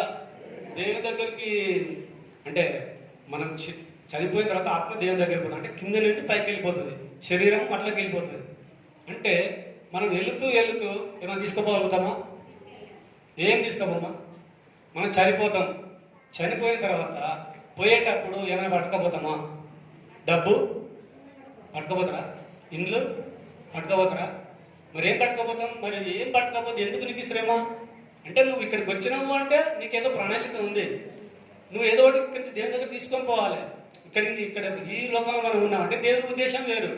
మరి నువ్వు ఇక్కడ నుండి ఇంటి చేద్దాం పోవు కదా, ఇంటి చేద్దాం పోతావు. ఇప్పుడు మనం మీకు అర్థమైనట్టు చెప్తా, మనైనా సిటీకి బయట వెళ్ళాం అనుకోండి, ఇంటికి వచ్చిన పిల్లలకు చాక్లెట్లు, బిస్కెట్లు, అరటిపండ్లు ఏదో ఒకటి తెస్తాం. ఎందుకని మన పిల్లలు మన కోసం ఎదురు చూస్తారని. అట్లాగే మన తండ్రి కూడా మన కోసం ఎదురు చూస్తారు. నా బిడ్డలు పంపిన ఉద్దేశం ఏంటి, నా బిడ్డలు నా కోసం ఏం చేస్తారు అని దేవుడు చూస్తాడు. కానీ ఇక్కడ వాక్యం చెప్తుంది, మన్నైనది మట్టికి పోతుంది, ఆత్మ దేవుని ఎదురు పోతుంది. మరి ఆత్మపోయిన మాత్రం మనకు ఇంకా లాభం ఏమున్నది? ఏమి కొనిపోతాం చెప్పండి దేవుని దగ్గరికి? ఏమి కొనపోమా? ఏమి కొనపోమా అంటే చేతులు ఎత్తాడు. ఏమి కొనపోం, మనం ఉట్టి చేతులతో పోతామంటే రాలేదో చెప్పండి. ఎవరు చెప్పరా? నేను ఒక్కనేనా? మీరు చెప్తే నాకు అర్థమవుతుంది. ఏమన్నా కొనపోతారా? కొనపోరు అంటే చేతులు ఎత్తాడు. ఏమి కొనపోము, ఎవరు చేతులను ఎత్తాడు. మాట్లాడకండి బాయ్, చేతులు ఎత్తాడు కొంచెం నాకు అర్థమవుతుందా? ఏమి కొనపోము, చేతులు లేవా ఎవరికి? హల్లెలూయా. ఏమి కొనపోము అనేటువంటి చేతులు ఎత్తాడు. 100%? మళ్ళీ మీరు చేతులు దించవద్దు. 100% అడుగుతున్నాను. కరెక్ట్గా ఏమైనా తీసుకోపోరా? చేతులు ఎత్తి నాకు అర్థమవుతుంది. ఇప్పుడు మాకు మాస్క్ పెట్టుకుంటే నాకేం అర్థమవుతుంది. చేతులు ఎత్తాడు కొంచెం గట్టిగా, చేతులు పైకి. చేతులు దేవుడు బలంగా ఇచ్చిన 2 చేతులు లేవు. అంతేనా? మీ అందరి ఉద్దేశం ఇంతేనా? ఏం తీసుకోపోమా తీసుకోపోమని అంత మొత్తం డిసైడ్ అయింది. సరే, ఒక వచనం చూపిస్తా. ప్రకటన గ్రంథము 14వ వచనం. అంతటా ఇప్పటి నుండి ప్రభువునందు మృతులు ధన్యులని రాయమని పరలోకం నుండి ఒక స్వరము చెప్పగా వింటిని. ఇప్పటి నుండి ప్రభునందు మృతులు ధన్యులు. అంటే ఇతరుల గురించి, ఇంతకుముందు చనిపోయిన గురించి మనకు అవసరం. ఇప్పుడైతే ఈ మాటలు మీరు ఎవరైతే విన్నారో, ఇప్పుడు ఈ మాటలు విన్నారు మన గురించి చెప్తాడు దేవుడు అక్కడ. ఏమని? ఇప్పుడు ప్రభునందు మృతి పొందిన మృతులు ధన్యులు. చదవలేదు. నిజమే, వారు తమ ప్రయాసములు మాని విశ్రాంతి పొందుదురు, వారి క్రియలు వారి వెంట పోవునని ఆత్మ చెప్పుచున్నాడు. చాలు. హల్లెలూయా. హల్లెలూయా. ఎఫెసీయులకు ఏం చెప్పిండు? ఎఫెసీ పత్రికలో సత్క్రియలు చేయాలని. అంతేనా కాదా? ఒకసారి మళ్ళీ ఎఫెసీ పత్రిక చదువు. ఎఫెసీ 2:10 తొందరగా. మరియు వాటి యందు మనం నడుచుకునే వలనని దేవుడు ముందుగా సిద్ధపరచిన సత్క్రియలు చేయుటకై మనము క్రీస్తు యేసునందు సృష్టింపబడిన వారమై ఆయన చేసిన పని అయి ఉన్నాము. చాలు. హల్లెలూయా. మనల్ని ఎవరు చేశారండి? దేవుడిగా చేసింది. ఆయన చేసాడు. ఏం చెప్తాడు? సత్క్రియలు అంటే మంచి క్రియలు చేయండి. మీ మంచి క్రియలు మనతో పాటు ఎక్కడికి వస్తాయంట? చెప్పండి. మరి ఇందాక ఏం తీసుకోమన్నారు కదా? మనం ఆత్మ వెళ్ళేటప్పుడు మనం చేసే పనులు కూడా మనతో వస్తాయి. హల్లెలూయా. మనం ఏమి ఉట్టిగానే రాలేదు. దేవుడు ఉట్టిగానే రావాలి. మీరు పోండి, బ్రతకండి, చనిపోయి ఉట్టిగానే రాని కాదు. మీరు పోయి సత్ప్రవర్తన, మంచి ప్రవర్తన కలిగి బ్రతికి నా కోసం మీరు ఏం సంపాదిస్తారు అంటే ఏం సంపాదిస్తావు? సువార్త చేసి ఎన్ని ఆత్మలు సంపాదిస్తావు? ఎంతమందికి నువ్వు సువార్త చెప్తావు? ఎంతమందికి నువ్వు రక్షిస్తావు? సువార్త చెప్పినా, సహాయం చేసినా, ఇతరులకు మనము ఏ విధంగా మంచి పనులు చేయాలి. మనకంతే. ఇప్పుడు 10 మంది కోసం ఒకటి చనిపోతే పెట్టరా? ఒకరి కోసం 10 మంది చనిపోతే పెట్టరా? చెప్పండి. 10 మంది కోసం ఒకరు చనిపోతే పెట్టరా? అదే కదా.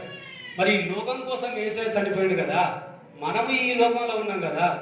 మనము ఆయన కోసం, ఆయన ఒక మంచి ఉద్దేశం కలిగి మనం ఇక్కడ భూమి మీదకి మనం పంపిండు. ఆ మంచి ఉద్దేశాలు, ఆ సత్క్రియలు మనం ఇక్కడ చేస్తే ప్రకటన గ్రంథం ఏముంది? మళ్ళీ 13 ఫస్ట్ నుంచి 14 ఫస్ట్ నుంచి ఇప్పుడు చదువు ఫస్ట్. ఇప్పటి నుండి ప్రభువునందు మృతి నొందు మృతులు ధన్యులని వేరొక దూత చెప్పడం వింటిని స్వరం. అయితే మనం ఎప్పుడైతే ఈ వాక్యం విన్నామో, ఇక నుండి సరే ఇంకా ఇంతవరకు జరిగిన జీవితం వేరు, ఇక నుండి అయినా ప్రభువా నేను నీ కోసం ఇక్కడ నుండి ఏం పట్టుక రావాలి. నేను ఒక సాక్ష్యం విన్నా. ఒక యవన పాస్టర్, ఒక 30 సంవత్సరాలు ఏముంటాయి, తల్లి, భార్య, ఆయన ముగ్గురే కుటుంబం. ఆయన సేవ చేస్తూ ఏమైందంటే ఆయనకు అనారోగ్యం వచ్చింది. సడన్గా అనారోగ్యం వచ్చినప్పుడు 1 సంవత్సరం దాకా పడుకున్నాడు మంచం మీద. అట్లాగే సేవ జరుగుతుంది. అయితే ఒకరోజు దేవుడు ఆయనకు చూపించినాడ, నువ్వు మీ ఊరితో మాట్లాడు, ఇక నువ్వు నా దగ్గరకు వచ్చేస్తున్నావు అని చెప్తే వాళ్ళ భార్యను వాళ్ళ అమ్మని పిలుచుకొని పక్కన కూర్చొని పెట్టుకొని సేవ గురించి అన్ని వాళ్ళకి చెప్పాల్సిందని చెప్తూ అలాగే సడన్గా చనిపోయినాడు ఆయన. హల్లెలూయా.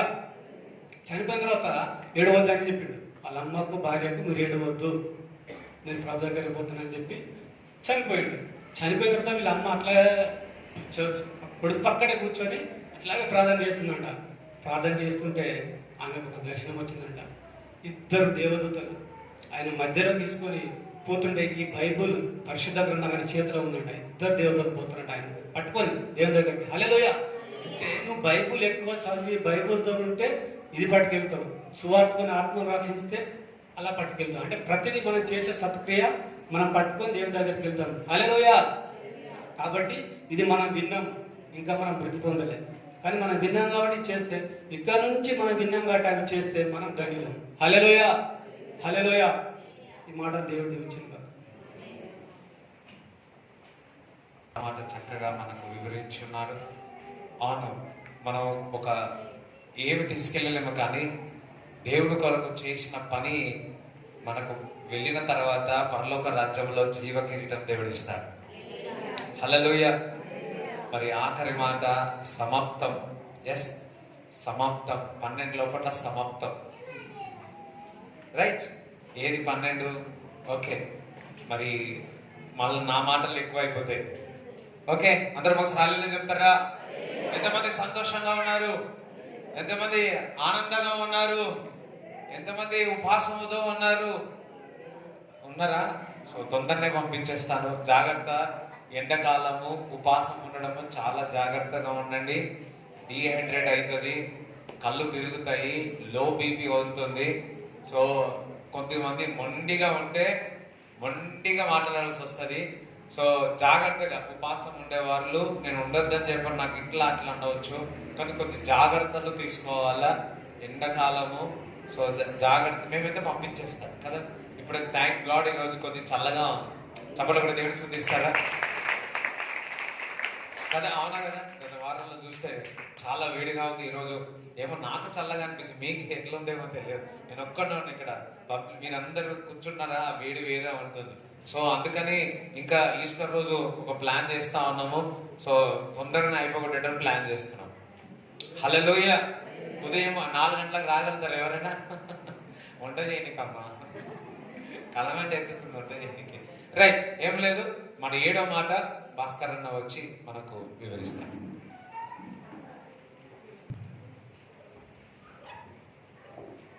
Praise the lord. హల్లెలూయా. అందరూ ఒకసారి చేతులు ఎత్తి hallelujah. Praise the lord. Hallelujah. సమయం ఇచ్చిన పరిశుద్ధాత్మ దేవునికి చెప్పుటకు అవకాశం ఇచ్చినటువంటి ఆత్మీయ తల్లికి నా యొక్క వందనాలు. సమయం మందు దేవుని యొక్క మాటాన్ని ఒకసారి జ్ఞాపకం చేసుకుందాం. లూకా సువార్త 23వ అధ్యాయము. లూకా సువార్త చివరి మాట, యేసు ప్రభు సిలువ లోపలికి తన జీవితాన్ని ముగించుకున్నటువంటి చివరి మాట అది. లూకా సువార్త 23:46 వాక్యాన్ని చదువుకుందాం. అప్పుడు యేసు గొప్ప శబ్దముతో కేక వేసి, తండ్రి, నీ చేతికి నా ఆత్మను అప్పగించుకొనొచ్చున్నాను నేను. Praise the lord. Hallelujah. Hallelujah. Surrender నా వైపు చూడండి. Praise the lord. ఇక్కడ దైవజనుడు నాకు ఈ మాటను చెప్పినప్పుడు నేను ప్రార్థన చేసుకున్నప్పుడు తండ్రి, మరి నీ మాట గురించి నేనేం చెప్పాలి అన్నప్పుడు నాకు చాలా విషయాలు చూపించాడు. ఆయన చాలా విషయాలు చూపించాడు. దాంట్లో కొన్ని విషయాలు మీతో పంచుకోవాలి. ఎంతమందికి ఆశ ఉంది? Praise the lord. Hallelujah. Hallelujah. నేను ప్రార్థన చేస్తున్నప్పుడు పరిశుద్ధాత్మ దేవుడు గొప్ప శబ్దము అనేటువంటి మాట దగ్గరికి తీసుకెళ్ళాడు. గొప్ప శబ్దంతో యేసుక్రీస్తు సిలువలో కేక వేశాడు. గొప్ప శబ్దంతో. అప్పటి వరకు యేసు ప్రభు పట్టుకున్నప్పుడు, కొట్టినప్పుడు, ముళ్ళ కిరీటం పెట్టినప్పుడు, కొరడాలతో కొట్టినప్పుడు, దూషించినప్పుడు, గడ్డం బట్టి పీకినప్పుడు, లేక ఆయనను నిందించినప్పుడు, అవమానించినప్పుడు సంతోషంగా భరించినటువంటి యేసుక్రీస్తు చివరికి ఆయన ప్రాణమును పోయేటువంటి స్థితిలో ఉన్నప్పుడు గొప్ప శబ్దం వేశాడు. Praise the lord. హల్లెలూయా. గొప్ప శబ్దంతో ఆయన కేక వేసి తన ఆత్మను తండ్రికి అప్పగించాడు.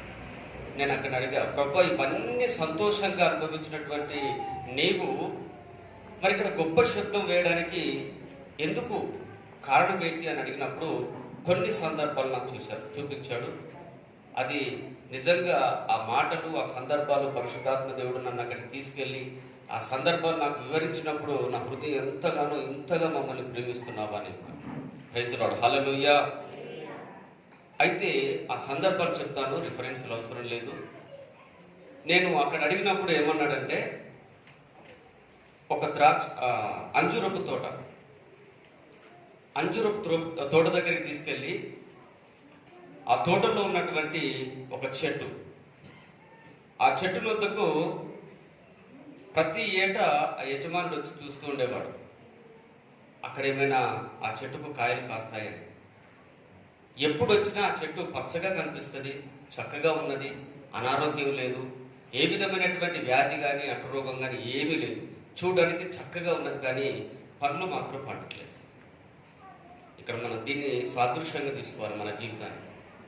మనం చూడడానికి చక్కగా ఉన్నా మన జీవితంలో కూడా ఫలాలు లేకపోతే మనం కూడా చెట్టుతో సమానం. అర్థమవుతుందా? మన సాదృశ్యానికి ఉపమానాలు ఎందుకు చెప్పాడంటే, ఈ ఉపమానాల ద్వారా మనం కొన్ని సరి చేసుకోవడానికి, చక్క చేసుకోవడానికి యేసు ప్రభు చెప్తున్నాడు అక్కడ ఉపమానం. అది ఉపమానం. ఇంతలో ఆ తోటమాలి దగ్గరికి పిలిపించుకున్నాడు. నేను చాలా సంవత్సరాల నుంచి ఈ చెట్టు దగ్గరికి వస్తున్నాను, ఒక్కసారి కూడా ఇది ఫలించినట్టు కానీ పూత పూసినట్టు కానీ నాకు కనిపించలేదు, కనుక ఈ చెట్టు ద్వారా ఈ నేల ఎందుకు వ్యర్థమైపోవాలి, దీన్ని తీసివేసి ఫలించే చెట్టు పెట్టు అని అన్నాడు. అప్పుడు ఆ తోటమాలి ఏమన్నాడో తెలుసా? ఆయన ఎదుట మోకరించి, అయ్యా, ఒక్క సంవత్సరం గడివి. ఏమన్నాడు ఆయన?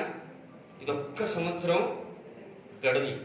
ఈ ఒక్క సంవత్సరం నువ్వేం చేస్తావనంటే, నేను ఈ ఒక్క సంవత్సరంలో దీన్ని ఫలించేటట్లుగా దాని చుట్టూ త్రవ్వి, దానికి బలమైన ఆహారం పెట్టి, చక్కగా నీళ్లు పెట్టి దాన్ని చూసుకుంటాను. ఈ లోపు ఫలించిందా సరి, లేదంటే ఈ చెట్టును మీరు నాకు ఇవ్వచ్చు అని. Praise the lord. హల్లెలూయా.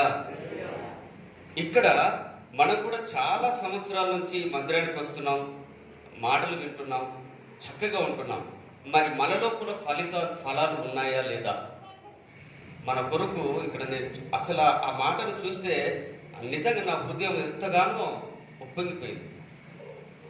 ఇక్కడ అరవడానికి అక్కడ అడ్డుపడడానికి కారణం అదే. ఇక్కడ తోట యజమాని ఎవరంటే తండ్రి అయిన దేవుడు, ఈ తోటమాలి ఎవరంటే ప్రభు అయిన యేసుక్రీస్తు. అర్థమవుతుందా? ఈ తోటలో ఉన్నటువంటి చెట్టు అంటే ఈ యేసయ్యకు, ఈ తోటమాలికి చాలా ఇష్టం. అది ఫలించకపోయినా, అది ఎలా ఉన్నా పర్వాలేదు, దాన్ని చూసుకోవాలని ఆయనకు చాలా ఇష్టం.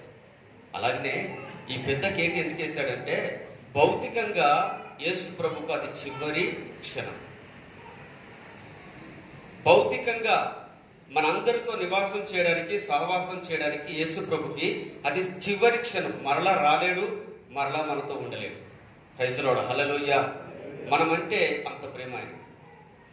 ఆ తోట యజమానితో చెప్పాడు, ఇది ఒక్క సంవత్సరం మనకు గడివి, నాకు ఒక సంవత్సరం గడివి. ఆ స్థానంలో, ఆ చెట్టు స్థానంలో ఎంతమంది ఉన్నారో ఒకసారి గమనించుకోండి. ఎన్నో సంవత్సరాల నుంచి మనం మందిరానికి వస్తున్నాం, ఎన్నో సంవత్సరాల నుంచి వాక్యాన్ని వింటున్నాం, పాటలు పాడుతున్నాం, అన్ని రకాలుగా సంఘాలుగా మనం ఉంటున్నాం. కానీ దేవుడు మన యుద్ధకు వచ్చినప్పుడు నా దగ్గర ఇది ఉన్నది అని చెప్పుకోవడానికి మన దగ్గర ఏదైనా ఉందా? ఏదైనా ఉందా? ఇదే సమయం ముందు యేసు ప్రభు కాదు, పరిశుద్ధాత్మ దేవుడు కాదు, తండ్రి అయిన యెహోవా, మనల్ని పంపించినటువంటి యెహోవా మన దగ్గరికి వచ్చేసి, నువ్వు ఎన్ని సంవత్సరాల నుంచి నువ్వు దేవుని మందిరానికి వస్తున్నావు, నా దగ్గరికి వస్తున్నావు కదా, నీ దగ్గర ఎలాంటి ఫలితం ఉందో ఒకసారి నాకు ఇవ్వు, నాకు పెట్టు, నేను పూజిస్తానంటే ఏది ఇవ్వగలుగుతాం? ఏ ఫలం ఇవ్వగలుగుతాం? ఆయన తినే ఫలం ఇవ్వగలుగుతామా? నిజంగా ఆ మాటను ధ్యానించుకున్నప్పుడు అంతటి బలహీన స్థితిలో కానీ, అంతటి ఆ దేవునికి దూరమైన స్థితిలో కానీ మనం ఉన్న యేసు ప్రభు మన కొరకు ఇక్కడ విజ్ఞాపన చేస్తున్నాం.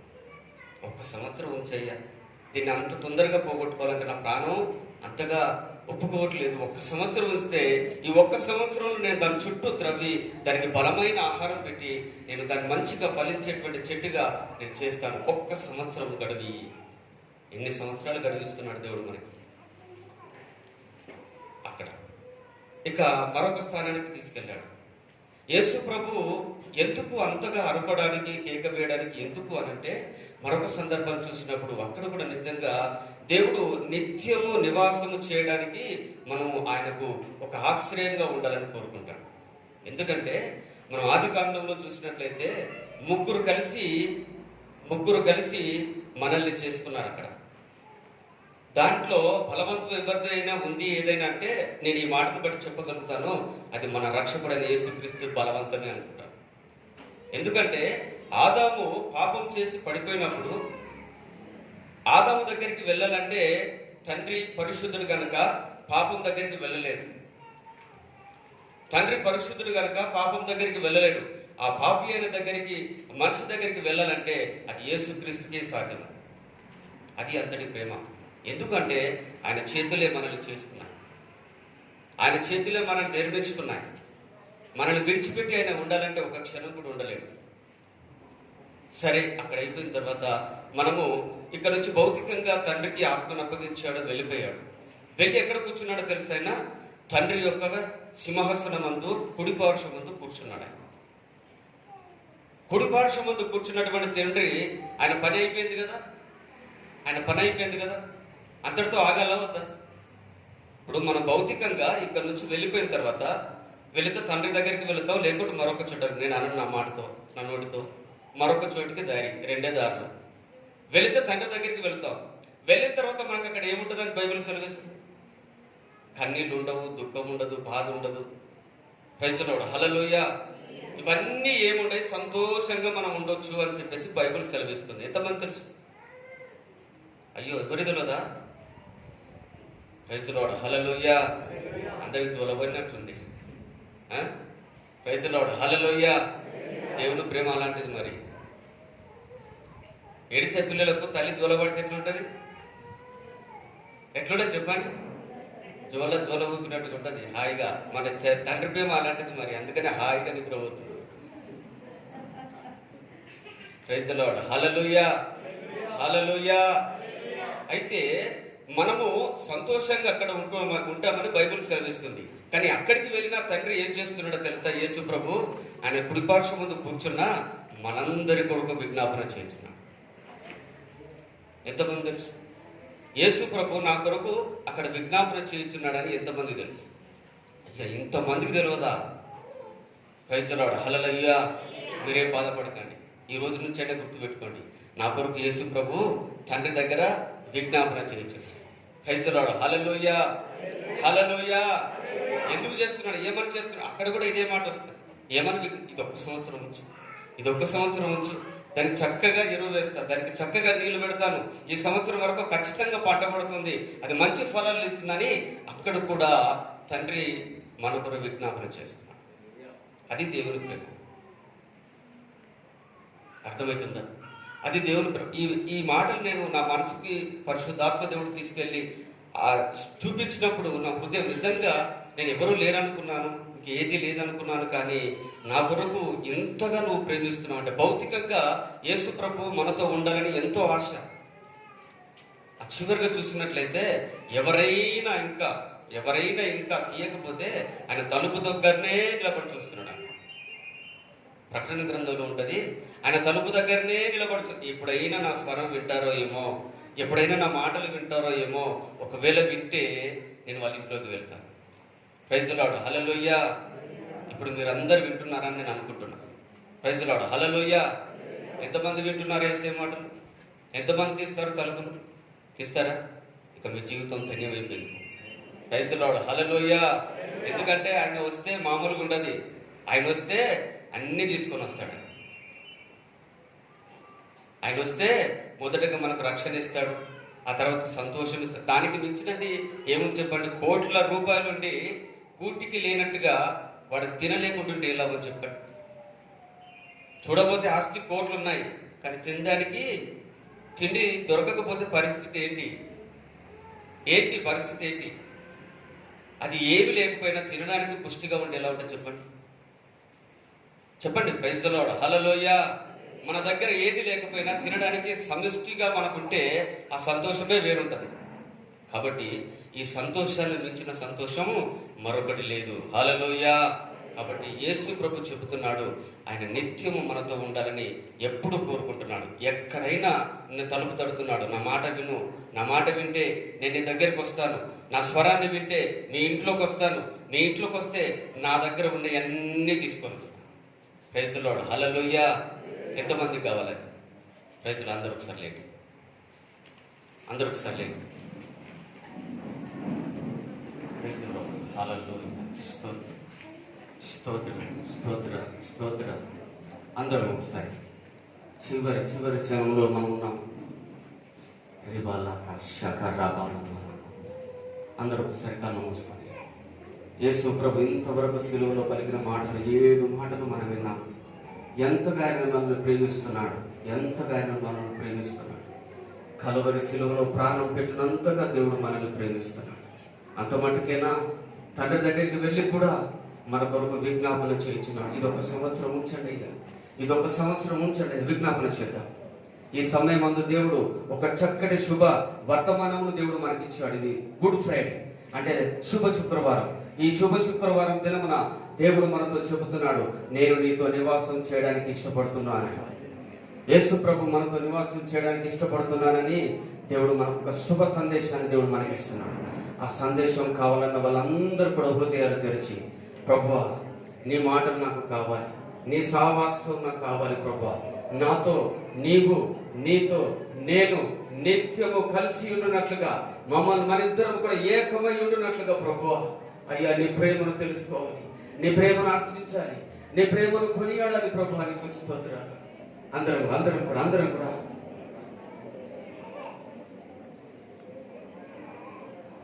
ఎందుకో నీ సిలువ పైన రక్తధారలు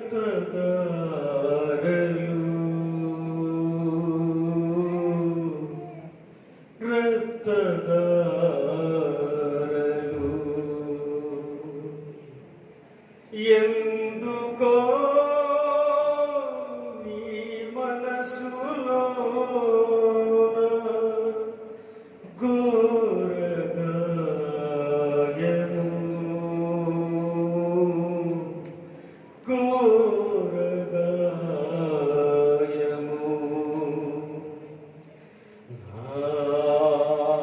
కొరకే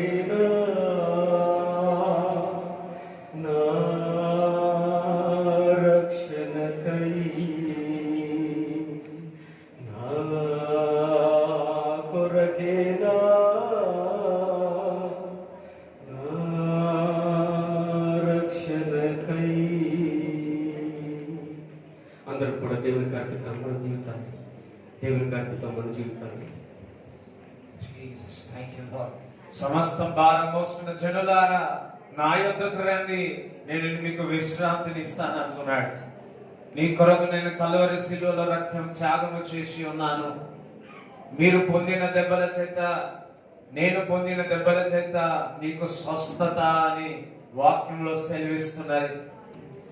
దేవుని బిడ్డలారా, వీటి విషయాల్లో ఆదరణ లేకుండా కృంగి ఉన్నావో, వేటి విషయాల్లో పరిష్కారము లేకుండా బాధపడుతున్నావో, ఇగో ఈరోజు నేను నిన్ను పిలుస్తున్నాను, రా నా దగ్గరికి, నేను మీకు సమాధానం ఇస్తాను. ఇదిగో నా దెబ్బలు చూడు, నేను స్వస్థపరుస్తాను అంటున్నాడు. ఇదిగో నేను రక్తం కాచినాను, ఇగో ఈ రక్తము ద్వారా నీకు స్వస్థత అని దేవుడు చెప్తున్నాడు. ఒకసారి ఆ సిలువ త్యాగము, ఇగో నేను నిన్ను క్షమిస్తున్నాను అంటున్నాడు. నువ్వు పరలోక రాజ్యం అంటున్నాడు. ఇగో ఒక కుటుంబాన్ని దేవుడు నీకు సిద్ధపరుస్తాడు.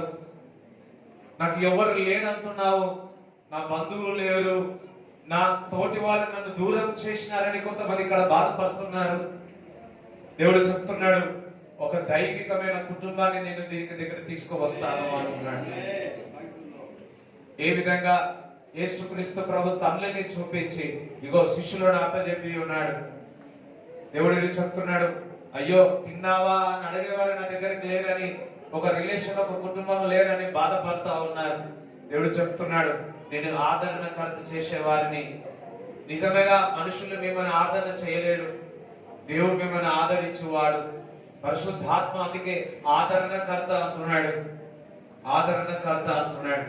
ఇప్పుడే ఈ మాట చెప్తుంటే కొంతమందికి దుఃఖముగా ఉంది, బాధ. ఆదరిస్తున్నాడు.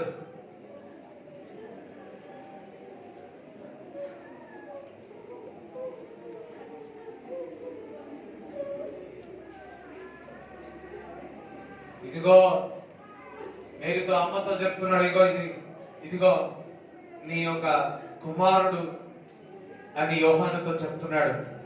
యోహాను తల్లి లేక బాధపడుతున్నాడేమో, ఇదిగో నీ తల్లి అని చెప్తా ఉన్నాడు. ఈరోజు దేవుడు ఒక మాట చెప్తున్నాడు, నిన్ను లిఫ్ట్ చేయడానికి, నిన్ను ముందుకు నడిపించడానికి పరిశుద్ధాత్మడు ఒక కార్యము దేవుడు చేయబోతున్నాడు. దేవుడు నేను విడుచాడు, విడువడు, ఎడబాయడు. దాహము ఉందా, దాహము తీర్చువాడు. నీవు పని తుదుబుట్టిస్తావు, నీవు మహిమకరంగా జీవిస్తావు. హల్లెలూయా. ఈరోజు ఒక మాట చెప్పి ముగిస్తాను. పని మొదలు పెట్టడము మంచిదే, సంతోషమే. ముగింపు అనేది చాలా ఈజ్ ఇంపార్టెంట్. ఆయన ఆల్ఫా ఒమేగా ఉన్నాడు, మొదటివాడు కడపటి వాడే ఉన్నాడు. నేను పిలిచిన వాడు, నమ్మదగిన వాడు. నువ్వు దేవుడు నీకు ఇచ్చిన పనిని, దేవుడు నీకు నెరవేర్చిన ప్రామిస్ అని కూడా ముగింపు ఆయననే చేస్తాడు. హల్లెలూయా. అబ్రాహాము ఏ విధంగా మరి యేసుక్రీస్తు ప్రభు అన్ని కూడా ఫుల్ఫిల్ చేస్తున్నాడు, అదే విధంగా ఇక్కడ ఉన్న వారందరూ కూడా నీ యొక్క జీవితంలో అబ్రాహాము ఏ విధంగా అన్ని విషయంలో ఆశీర్వింపబడ్డాడో అదే విధంగా నువ్వు కూడా సమాప్తముగా నువ్వు చూడగలుగుతావు. నమ్మిన వారి చప్పట్లో కూడా దేవుడి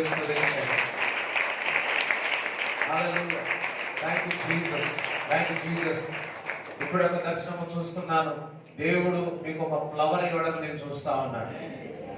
ఫ్లవర్ ఇవ్వడం చూస్తున్నాను. ఫ్లవర్ ఇవ్వడం చూస్తున్నాను. Thank you Jesus, thank you lord. అబ్రాద సతగా ఎంతమంది అనుభవిస్తున్నారు అట్లా, ఏదో ఫ్లవర్ ఇచ్చినట్టు, ఒక బోకే ఇచ్చినట్టు నేను చూస్తా ఉన్నాను.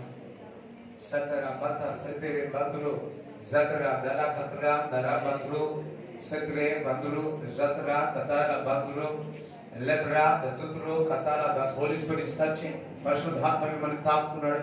Holi spirit is touching. In Jesus name we pray. Amen. చప్పట్లు కూడా దేవునికి స్తుతిద్దాం.